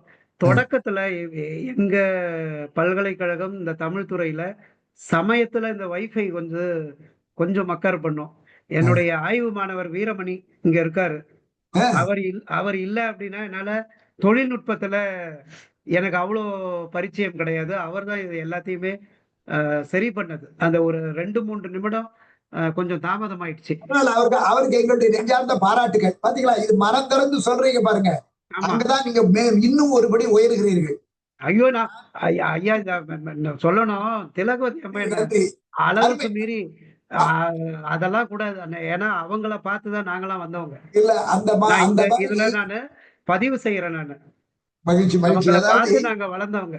அது என்ன ஒண்ணு, அவங்க தமிழ் பல்கலைக்கழகத்துல இருந்தாங்க. அதெல்லாம் என்னன்னா அதெல்லாம் தெரியும். நான் அதெல்லாம் மனசுல குரலை பேசுறேன். அதான் ரொம்ப அருமையான பேச்சு ரவிக்குமார். எனக்கு ரொம்ப சந்தோஷமா இருக்கு உங்களை இதை கேட்கும் போது. அதுக்கு இன்னொரு காரணமும் உண்டு. இந்த உலக மாநாட்டுல நீங்க ரொம்ப அருமையா பேசுனீங்க. அப்போ ஒரு குறுகிய காலம் 5-10 மணித்துளியா இருந்தாலும் நல்லா பேசுனீங்க. அப்பவேதான் உங்களை உடனே கூப்பிடணும்னு நினைச்சேன். நல்ல வேளை நான் கூப்பிட்ட உடனே நீங்க வந்தீங்க, நல்லா இருந்தது. இன்னும் இந்த ஒழிவியல்ல, இந்த குடியியல்லையே நிறைய அதிகாரங்கள் இருக்கு. இந்த உழவை பத்தியே 1 மணி நேரம். உழவு பத்தி நான் உள்ள போகல. ஆமா, தெரியும், பார்த்தேன். அதனால நல்லா இருக்கு. நெஞ்சார்ந்த பாராட்டுக்கள், வாழ்த்துக்கள். இதை பின்னால நீங்க நல்ல ஒரு ஆய்வு கட்டுரையா கொடுங்க. அதாவது எப்படி அதை உரிமைங்கிறது எந்த வருத்துல இருந்து வருது, ஏன் அதை ஒரு கடமையை எப்படி அது உரிமையாக்கலாம், அந்த உரிமையினுடைய பரிமாணம் என்ன, அதெல்லாம் நம்ம அதுல கொண்டு வந்துடலாம். நல்லா இருக்கு, வாழ்த்துக்கள். இப்ப பேராசிரியர் திலகவதி அவர்கள் அவங்களுடைய கருத்தை சொல்லியிருக்கோம். சொல்லுங்க. வணக்கங்க, அனைவருக்கும் வணக்கம். மிக சிறப்பாக ரவிக்குமார், அதாவது சில செய்திகள், சில கருத்துக்கள் சொல்லுகின்ற பொழுது ஐயா அவர்கள் சொன்னார்களே ஈர்ங்கை விதிர், அதுக்கு மிக ஐயா சொன்ன விளக்கம் நானே இன்னைக்கு தான் அது புதுசா தெரிந்து கொண்டேன். அதே போல நீங்க பன்முக நோக்கில் அந்த குடியுரிமை கோட்பாடுகள் சொன்னீங்க, ரொம்ப அருமை. தொல்காப்பியர் 4ஆம் வேற்றுமை உடைமை பொருள் மாறு இல்லையா? அப்ப 7ஆம் வேற்றுமை கண். அப்ப அந்த உரிமைங்கிறது கிழமை அப்படிங்கிற எனக்கு உரியது அப்படிங்கிற பொருள்லையும் அது வருது. அப்புறம் நீங்க சொன்ன செய்தியில இவருக்கு மூலதனம் காரல் மார்க்ஸுக்கு இது படிக்கல திருக்குறள்னு. கிட்டத்தட்ட திருக்குறளும் காரல் மார்க்ஸனுடைய மூலதனமும் ரெண்டும் ஒப்ப. அவரும் எல்லாருக்கும் பொது உடைமை தத்துவம், எல்லாருக்கும் எல்லாம் கிடைக்கணும்னு நினைச்சவர். அதே மாதிரிதான் திருக்குறள்லையும் திருவள்ளுவர் பகுத்துண்டு பள்ளியூர் ஓம்புதல். அவர் மனுஷனை மட்டும் சொல்லல, ஓரறிவு உயிர்ல இருந்து 6 உயிர் வரைக்கும் சொல்றாரு. பள்ளியூர் ஓம்புதல்னு சொல்றாரு. அன்னைக்கே அவர் சொல்லியிருக்காரு, அந்த ஆண்மநேய ஒருமைப்பாடு, எல்லா உயிரும் நன்றாக இருக்கணும். இன்னைக்கு நம்ம மனித வாழ்க்கை சூழல் ஒன்றை ஒன்று சார்ந்து இருக்கக்கூடிய நிலையில தான் நம்ம வாழ்க்கை நல்லா இருக்கும்னு அவர் சொல்றோம். அதை அன்றைக்கே அவர் சொல்லியிருக்காரு. அப்படி குடியுரிமை, அதுல ஒவ்வொருத்தருக்கும் என்ன மாதிரியான உரிமைகள், கடமைகள் மிக அருமையா சொன்னீங்க. மக்களே போல்வர் கயவர் என்ன அன்னைக்கே அவர் தெரிஞ்சு வச்சிருக்காரு. எப்பா மனுஷன் எப்படியெல்லாம் நடிப்பான் அப்படின்னு அவருக்கு காலத்துல இருக்கு. அப்படி ரொம்ப சிறப்பாக இருந்தது. பாராட்டுக்கள். மற்றவர்களுக்கும் இடம் கொடுக்கணும். அதனால நான் சுருக்கமாக சொல்றேன். நீங்க ஒண்ணு சொன்னீங்கல்ல, தஞ்சை பல்கலைக்கழகம்னு, அங்க மாட்டிக்கிட்டு நேத்து 2 நாளைக்கு முன்னாடி போன வாரத்துல கூட ஆண்டவர் கேட்டாரு, எப்படிமா நீங்க அங்க வேலை பார்த்தீங்கன்னாரு. சட்டக்கதிர் சம்பத், நீ எப்படிமா அங்க இருந்தேன்னாரு. நான் இருந்த காலம் நல்ல காலம், அதுக்கப்புறம் 17க்கு அப்புறம் தான் அது ஒரு மாதிரி இருண்ட காலம் ஆயிடுச்சு. ஐயா சேயோன் ஐயாவுக்கு எல்லாமே தெரியும், நீங்க சொல்லவே வேண்டாம், ஐயாவுக்கு எல்லாமே தெரியும். ஆனால் அதாவது நான் என்ன சொல்றேன்னா, இதற்காகவெல்லாம் நாம இது பண்ணல. நாம நம்ம செல்லும் இடமெல்லாம் நம்ம பாட்டு ஒல்லும் வகையான் அரவினை ஓவாதே செஞ்சுக்கிட்டே போகணும். நமக்கு என்ன எப்ப எது கிடைக்குமோ அது கிடைக்கும். அதுக்காக நான் சலித்து போகவும் இல்லை, சாய்ந்து போகவும் இல்லை, மூளையிலையும் கடக்கல. நான் ஓய்வு பெற்ற பிறகுதான் நிறைய பணிகள் பண்ணிக்கிட்டு இருக்கேன் ரவிக்குமார். நன்றி, வாழ்த்துக்கள் திலகவதி அவர்களே. இப்ப காவல்துறை கவிஞர் கருப்புசாமி ஐயா என்ன சொல்றாருன்னு கேட்போம். அவர் நல்ல இசை பாடல்கள்லாம் எழுதினவர். வாங்க வாங்க கருப்புசாமி ஐயா. வணக்கம். இணைப்பில் உள்ள அனைவருக்கும் நெஞ்சார்ந்த கொஞ்சம் உறக்க பேசலாம் வணக்கத்தை தெரிவித்துக் கொள்கிறேன். இப்போ ஷேக்ஸ்பியர்லேருந்து Aristotle, Socrates, Plato, Tolstoy, Kamban, Karl Marx, விவேகானந்தர் அத்தனை பேரையும் துணைக்கு அழைத்து கொண்டு அவர் படித்த, அவருடைய கற்றதை பெற்றதை ஆய்ந்து தோய்ந்து அவருக்குள் உள்ள இருக்கிறத நமக்கு சிறப்பான முறையில் எடுத்து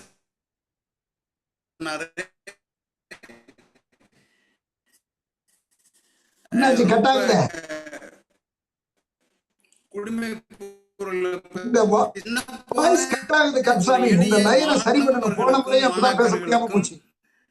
புரிகிற வகையில ரொம்ப ரொம்ப அருமையா இருந்துச்சு. பாராட்டு இல்லையா? நன்றி கருசாமி அவர்களே. உங்க லைனை கொஞ்சம் சரி பண்ணுங்க. சென்ற நிகழ்ச்சியிலையும் உங்க லைன் வந்து முழுமையா கிடைக்கல. கொஞ்சம் பேச ஆரம்பிப்பீங்க, தொடர்ந்து போயிடுது.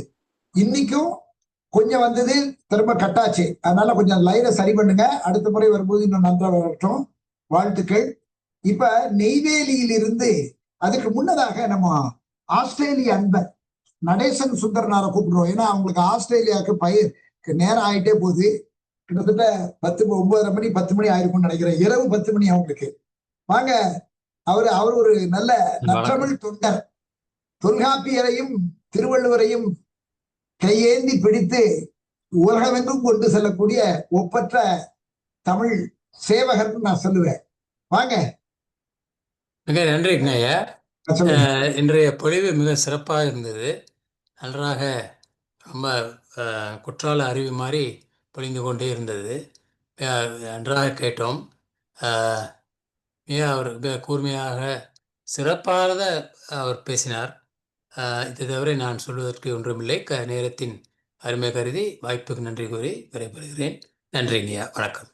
நன்றி நடேசன் சுந்தரனார் அவர்களே. அடுத்து நெய்வேலியிலிருந்து இணைந்திருக்கின்ற ஃபார்மர் சீஃப் ஜெனரல் மேனேஜர், மேலாள் முதன்மை பொது மேலாளர். அவரும் திருக்குறள் ஆய்வும் தோய்வும் உடையவர். திருக்குறளை ஆங்கிலம் தமிழில் நிறைய எழுதியவர். பல திருக்குறள் நாடகங்களை ஆக்கியவர். வாங்க ராமலிங்க ஐயா. இந்த திருக்குறள் ஆய்வரங்கம் கலந்து கொண்ட அறிஞர் பெருமக்கள் அனைவருக்கும் எனது பணிவான மாலை வணக்கங்கள். முனைவர் பி. ரவிக்குமார் ஐயா மிக அருமையாக இந்த திருக்குறளில் குடியுரிமை கோட்பாடுகள் அவருக்கே உண்டான எளிமையான நகைச்சுவையாக குடிமை பண்புகள் அனைத்து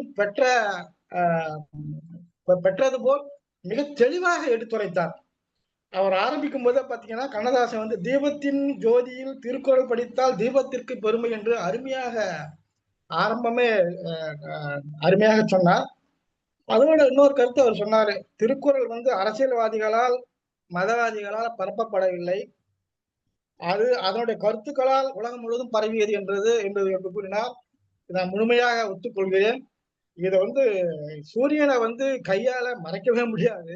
அதாவது அதுவேதான் அதனுடைய தன்மையால இட் இஸ் இன்ஸ்டிங்க்ட், அதாவது அதனுடைய ஒன்னஸ், அதாவது அது கண்டிப்பா வளர்ந்தது. அதோட இல்லாம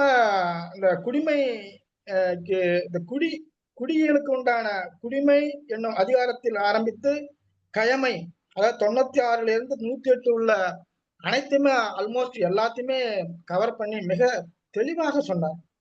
அவருடைய பேச்சு ரொம்ப நயமாக இருந்தது, விறுவிறுப்பாக இருந்தது, ஆவலாக இருந்தது. பொதுவாகவே திருக்குறள் வந்து ஒரு லட்சிய நூல், யதார்த்த நூல் இரண்டுமே வந்து தஸ்ரீ பண்ணாரு. மிக அருமையாக பேசினார். உண்மையிலே இந்த உரை வந்து ரொம்ப நல்லா இருந்தது ஐயா. வாழ்த்துக்கள். நன்றி ராமலிங்கம் அவர்களே. நெய்வேலியில இருந்தானே பேசுறீங்க? ஆமா ஆமா, சரி, வாழ்த்துக்கள். இப்ப அடுத்து நான் அழைக்க இருக்கிறவர் அகில இந்திய அனைத்திந்திய எழுத்தாளர் சங்கத்தின் தலைவர் பேராசிரியர் கோ பெரியண்ணன் அவர்கள். அவர் பேசுறதுக்கு முன்னால ஒரு அன்பு வேண்டுகோள். மயிலை திருவள்ளுவர் தமிழ்ச்சங்கத்தின் 39வது அதாவது 40வது ஆண்டு விழா மலர் ஜனவரி மாதம் வெளியிட போறோம். அதற்குரிய கட்டுரைகளின் கடைசி நாள் இந்த செப்டம்பர் 30ன்னு போட்டிருக்கோம். இன்னைக்கு தேதி 25 ஆயிடுது. இன்னும் நிறைவேறிலிருந்து கட்டுரைகள் வரவில்லை, இன்க்ளூடிங் பெரியண்ணன் முதற்கொண்டு. ஆனா அதுக்காகத்தான் நான் அவர் பேசுறதுனால சொல்றேன். ஏன்னா அவங்களாம் எழுதக்கூடியவங்க. இன்னொன்னு போட்டி அறிவித்திருக்கிறோம். என்ன தலைப்பு தெரியுமா? 40வது ஆண்டு திருவள்ளுவர் மலருக்கு திருவள்ளுவர் தெளிவுறுத்தும் நல்லாட்சி நெறிமுறைகள். குமார் அவர்களே, உங்களுக்கு ரவிக்குமார் அவர்களே, நீங்களும் குறித்துக் கொள்ளுங்கள். உங்க மாணவர்களை நிறைய கட்டுரை எழுத சொல்லுங்க, ஆய்வு கட்டுரை. ஏன்னா அது அவங்களுக்கு ஒரு அடிஷனல். என்ன மறுபடியும் சொல்றேங்க, திருவள்ளுவர் தெளிவுறுத்தும் நல்லாட்சி நெறிமுறைகள். இதை நான் நிறைய தடவை வாட்ஸ்அப்லயும் பகிர்ந்து இருக்கிறேன். இன்றைக்கு மீண்டும் இதை நான் பகிர்றேன். இதுக்கு என்னன்னா இதுக்கு இந்த தலைப்புல கட்டுரை எழுதலாம், கவிதை எழுதலாம், கதை எழுதலாம், நாடகம் எழுதலாம், மெல்லிசை பாட்டு எழுதலாம். இப்படி 10 வடிவங்களில் ஒரு நிமிடம் அமைதியா இருக்க, யாரும் பேச வேண்டாம் இடையில. இந்த 10 வடிவங்கள்ல நான் நிறைய வடிவங்கள் கொடுத்திருக்கேன் அந்த கடிதத்திலேயே. எந்த வடிவத்திலையும் எழுதலாம். இன்னொன்னு, கார்ட்டூன்ல கூட நீங்க கார்ட்டூன்ல கூட அந்த கருத்தை சொல்லலாம். அதான் நம்ம ஸ்கெலிட்டன் சொல்லுவாங்க, உங்களுக்கு தெரியும். கேஷவ் பாண்டே ஹிந்துல கார்ட்டூன் போடுவார். அந்த கார்ட்டூனை பார்த்தாலே ஒரு கருத்து நமக்கு புலப்படும். ஒரு cartoon is equal to 100 pages. இதழியல் படிக்கும் மாணவர்களுக்கு தெரியும் என்ன அன்பு வேண்டுகோள். அதனாலதான் இதெல்லாம் நான் வெறும் மலர்ந்து அதை சொல்ல மாட்டேன். கட்டுரை, கவிதை, கதை, உரையாடல், நேர்முகம் போல பல வடிவங்கள்ல கொடுக்கலாம். தலைப்புன்னா ஒன்றுதான். என்ன? திருவள்ளுவர் தெளிவுறுத்தும் நல்லாட்சி நெறிமுறைகள். முதல் பரிசு 5000, இரண்டாவது பரிசு 4000, மூன்றாவது பரிசு 3000, மூன்றாவது பரிசு 3000, நான்காவது பரிசு 2000, ஐந்தாவது பரிசு 1000. இந்த 5 பேரோட நிறுத்தக்கூடாதுன்னு சொல்லி அந்த நாளோட வச்சு இந்த மிச்சம் 1000 ரூபாய 6 பேருக்கு கொடுக்கிறோம். மொத்தம் 10 பேர் பெறுவார்கள். 20000 ரூபாய் அதற்கான தொகை. சென்ற ஆண்டு அப்படி கொடுத்தோம். அப்போ நிறைய கட்டுரைகள் வந்தன. நாங்க இப்ப பல தடவை அறிவிச்சிருக்கேன். என்னுடைய அன்பு வேண்டுகோள், புதுவை பல்கலைக்கழகம் சரி, புதுச்சேரி மாநிலத்தில் உள்ள அனைத்து பல்கலைக்கழகத்துக்கும் இந்த தகவலை நீங்க அருள் கூர்ந்து அனுப்புங்கள். ஏன் இப்ப அனைத்து இந்த எழுத்தாளர் சங்கம் அவர் பேசிட்டு முடிக்கிற பேரை கூட அதுங்கிறதுக்காக அவருக்கு அன்பு வேண்டுகோள், உங்க அனைத்து எழுத்தாளர் சங்கத்திலிருந்து எழுத சொல்லுங்க. நாங்க இந்த மாதிரி எல்லாரும் கட்டுரைக்கு எழுதுறதுக்கு 500 ரூபாய் என்ட்ரி ஃபீ வாங்கிட்டு பண்ணுவாங்க. நாங்க 450 பக்கத்துல கட்டுற புத்தகம் வருது. அது ஆண்டுதோறும் கொடுக்கிறோம். அதனால உங்கள் அன்பர்களை எழுத சொல்லுங்கள். இன்னும் 1 வாரம் இருக்கிறது. நினைத்தவுடன் எழுதக்கூடிய அன்பர்கள் எல்லாம் இருக்கிறார்கள் தங்களை உட்கொண்டு. அதனால நீங்க அனைவரும் உங்கள் படைப்புகளை அனுப்புங்கள் என்ற அன்பு வேண்டுகோளை சொல்லி, இப்ப பெரியண்ணன் அவர்களே வாருங்கள், உங்கள் கருத்தை பகிருங்கள். இணைப்பில் இணைந்திருக்கின்ற அனைவருக்கும் வணக்கம். மிக அருமையாக பெருமைக்குரிய டாக்டர் ரவிக்குமார் அவர்கள் பாண்டிச்சேரி பல்கலைக்கழகத்திலே இருந்து வந்தது மட்டும் இல்லை, நல்ல கருத்துக்களை தெளிவாக எல்லோருக்கும் புரியும்படியாக சொன்னார். அதில் 1000வது திருக்குறள் அருமையா எடுத்து உரைத்தார். அது என்ன அப்படின்னா, எப்படித்தான் இருந்தாலும், அதாவது நல்ல பண்புடையவர்களாக இருந்தாலும் பண்பு இல்லாதவன் பெற்ற செல்வம் நண்பால் களம் தீமையால் திரிந்தற்று. எவ்வளவுதான் பெரிய செல்வம் பெற்றால் கூட அதனால பயன் இல்லை. அது எது போன்றது அப்படின்றதுக்கு என்ன? பண்போடு கூடிய செல்வத்தை பெற்றிருக்க வேண்டும் என்ற ஒரு கருத்தை அருமையாக எடுத்துரைத்தார். அவர் சொன்னதெல்லாம் இன்றைக்கு அரிய கருத்துகள், புரிந்து கொள்ளக்கூடிய வகையிலே ஆய்வுரை நிகழ்த்தினார் என்று சொல்லணும். மக்களே போல்வர் கயவர் என்ற திருக்குறளை சொல்லி அதுல ஒப்பாரி என்ற ஒரு சொல் வருகிறது. ஒப்பாரி திருக்குறள் எங்க வருதுன்னு சொன்னா, இதுதான் ஒப்பாரி யாம் கண்டது. துப்பாக்கி எங்க வருதுன்னா, எல்லாரும் நகைச்சுவையா பேசுகின்ற பொழுது துப்பாக்கி, ஒப்பாரி இதெல்லாம் வருகிறது என்று சொல்வார்கள். இந்த கருத்துக்களை எல்லாம் மிக தெளிவாக எடுத்துரைத்த பாண்டிச்சேரியினுடைய பல்கலைக்கழக பேராசிரியர் சிறந்த சொற்பொழிவாற்றினார். அவருக்கு வாழ்த்துதலையும் வணக்கத்தையும் சொல்லி, எங்களுடைய அனைத்து இந்திய தமிழ் எழுத்தாளர் சங்க புலனத்திலே கட்டுரை எழுதும்படியாக எல்லோரிடமும் சொல்லி கட்டுரை எழுதுமாறு சொல்லுவேன் என்று சொல்லி நல்ல வாய்ப்பு நல்கிய ஐயா சேயோன் அவர்கள் வாழ்க வாழ்க என்று வாழ்த்தி, அவர் எப்பொழுதுமே பேசுகின்ற பேச்சில மிக சிறப்பான கருத்துக்களை எல்லாம் சொல்லுவார்.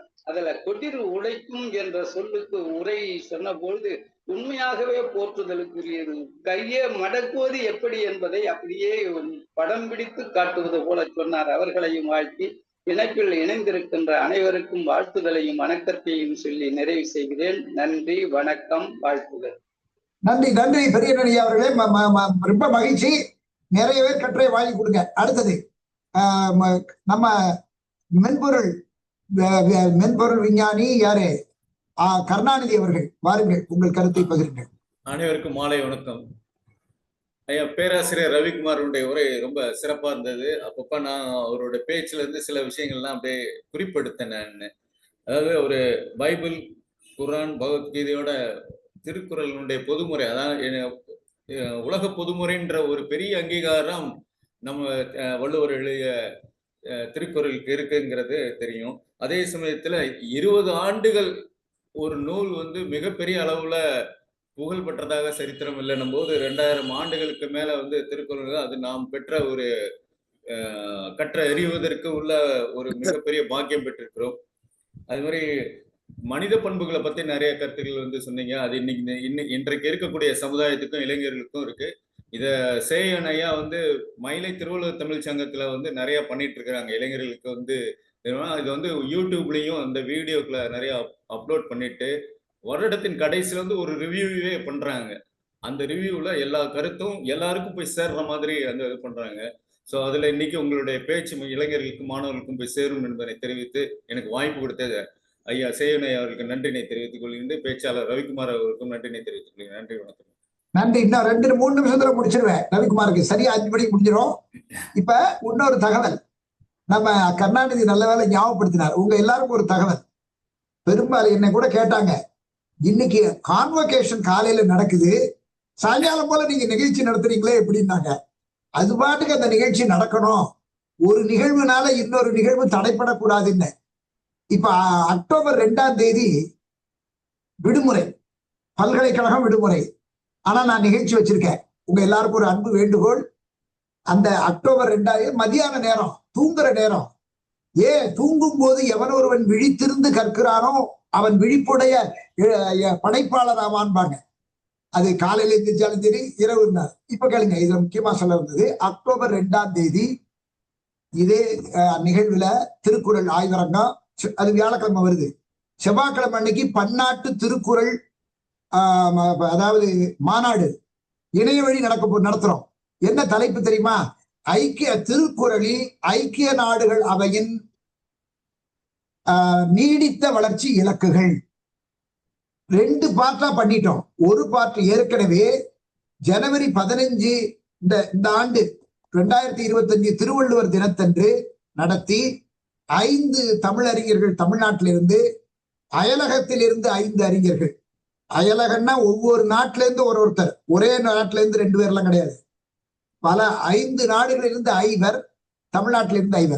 அந்த 10ஐயும் தொகுத்து அக்டோபர் 11ஆம் தேதி தமிழ்நாடு திறந்தநிலை பல்கலைக்கழகம் திருவள்ளுவர் அரங்கில நூல் வெளியிடலாம். நூல் வடிவில் வருது. இப்ப 2வது மாநாடு வருகிற 30ஆம் தேதி செவ்வாய்க்கிழமை அன்னைக்கு இணைய வழி நடக்குது. அதில் 5 அதே போல 5 அயல்நாட்டு தமிழறிஞர்கள், நம் தமிழகத்திலிருந்து 5. இது தவிர சிறப்பு விருந்தினர் ஷார்ஜா பல்கலைக்கழகத்திலிருந்து கலந்துகிறார். அவர் எப்படி பண்ணி சொல்றாரு தெரியுமா? எனக்கு ரொம்ப ஆச்சரியம். அது ஒரு புதிய தகவல். அவர் வந்து மேலாண்மை கொள்கைகள் திருக்குறளில் அப்படியான இல்ல, மேலாண்மை திருக்குறள், மேலாண்மை கொள்கைகளை எல்லாம் அவர் திருக்குறள் வடிவில் கொண்டு வருகிறார். நூல் வெளியிட்டு இருக்கிறார். இப்ப எங்கிட்ட கூட அதுக்கு ஒரு அணிந்துரை கேட்டிருக்கிறாரு, நான் தரேன் இருக்கேன். இது சொன்னது புதிய சிந்தனை. நான் நினைச்சது திருக்குறளில் மேலாண்மை சிந்தனை இல்ல, மேலாண்மை சிந்தனைகளை திருக்குறளில் கொடுக்கிறார். மேலாண்மை திருக்குறள், அதுக்கு டைட்டில் கொடுத்திருக்கிறார். இந்த மாதிரி புதிய புதிய தகவல்கள் வருகின்றன. நிறைவாக நன்றி சொல்லி சந்தான கிருஷ்ணன், சந்தான பிள்ளை அவர்கள், அவர் வந்து மதுரையிலிருந்து இணைந்திருக்கிறார். 90 ஆண்டுகளை எட்டிய மதுரை திருவள்ளுவர் கழகத்தினுடைய பொருளாளர் சந்தானம் அவர்களே வாருங்கள். இதை உங்க கருத்தை சொல்லி நன்றி நவிலுங்கள், முடிச்சிருவோம் நிகழ்ச்சியை. வாங்க. அனைவருக்கும் வணக்கம். மயிலை திருவள்ளுவர் தமிழ்ச்சங்கம் திருவள்ளுவர் இருக்கை இணைந்து நிகழ்த்தக்கூடிய இந்த 68ஆம் நிகழ்வில் கலந்து கொண்ட தமிழ் ஆர்வலர் அனைவருக்கும் எனது பணிவான வணக்கத்தை தெரிவித்துக் கொள்கிறேன். ஐயா, முதலில் எனது கருத்து, இறந்தும் உயிர் வாழ்தல் வேண்டின் என்ற குறளுக்கு ஐயா புது விளக்கம் எனக்கு கொடுத்திருக்கிறார்கள். நான் ஒவ்வொரு வாரமும் வெள்ளிக்கிழமை மீனாட்சி அம்மன் கோவிலில் ஒவ்வொரு அதிகாரமாக எடுத்து திருக்குறள் காட்டும் வாழ்வியல் சிந்தனைகள் என்னும் தலைப்பில் உரையாற்றி வருகிறேன். எனக்கு நிறைய செய்திகளை ஐயா அவர்கள் உரை மூலமாக நான் தெரிந்து கொண்டேன். இன்னும் இந்த உரையை கேட்டு தொடர்ந்து பல மாதங்கள் நான் என்னுடைய சிந்தனைகளை வந்து அங்கு பேசுவதற்கு மிக அருமையான ஒரு வாய்ப்பை செய்யணையை ஏற்படுத்தி கொடுத்துள்ளார்கள். தொடங்குவதற்கு முன்னால் ஐயா சொன்னார்களே, மைக்கு கொஞ்சம் ரிப்பேர் ஆகிவிட்டது, எனக்கு தொழில்நுட்ப உதவியாக எனது பக்கத்தில் இருக்கும் நண்பர் என்று அவரை அறிமுகப்படுத்தினாரே, அதை பற்றி பேசுவதும் எனக்கு ஒரு குரல் ஞாபகத்துக்கு வந்தது.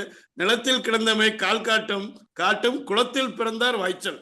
அப்பேற்பட்ட ஒரு நல்ல மிகப்பெரிய ஒரு குடும்ப இதில் வந்திருக்கக்கூடிய ஐயா அவர்கள், ரவிக்குமார் ஐயா அவர்கள் இன்று நமக்கு ஆற்றிய உரை மிக மிக சிறப்பானது. இது என்னுடைய கருத்து. அடுத்து கழகம், திருவள்ளுவர் கழகம் இட்ட ஆணைப்படி நன்றி சொல்ல வேண்டிய ஒரு நிலையில் இருக்கிறேன். இந்த நிகழ்வை மிக சிறப்பாக நடத்தி கொடுத்த ஐயா அவர்களுக்கு, எல்லாருக்கும் ஆணிவேர் என்பார்களே, அதுபோல் மயிலை திருவள்ளுவர் கழகத்திற்கு ஆணிவேராக இருக்கக்கூடிய கலைமாமணி முனைவர் சேயன் ஐயா அவர்களுக்கு முதலில் எனது நன்றிகளை தெரிவித்துக் கொள்கிறேன். திருக்குறள் வாழ்த்து பாடிய வாசி கண்ணப்பன் ஐயா, வாசி கண்ணப்பன் அம்மா, முனைவர் சேயன் ஆத்திசூடி சொன்னவர்கள், திலகவதி அம்மா, இந்த நிகழ்வில் கலந்து கொண்ட ஒவ்வொருவரையும் நேரம் பெயர் சொல்லி விழித்தால் நேரமாகும் என்று சில குறிப்பிட்ட பெயர்களை மட்டும் சொல்கிறேன்.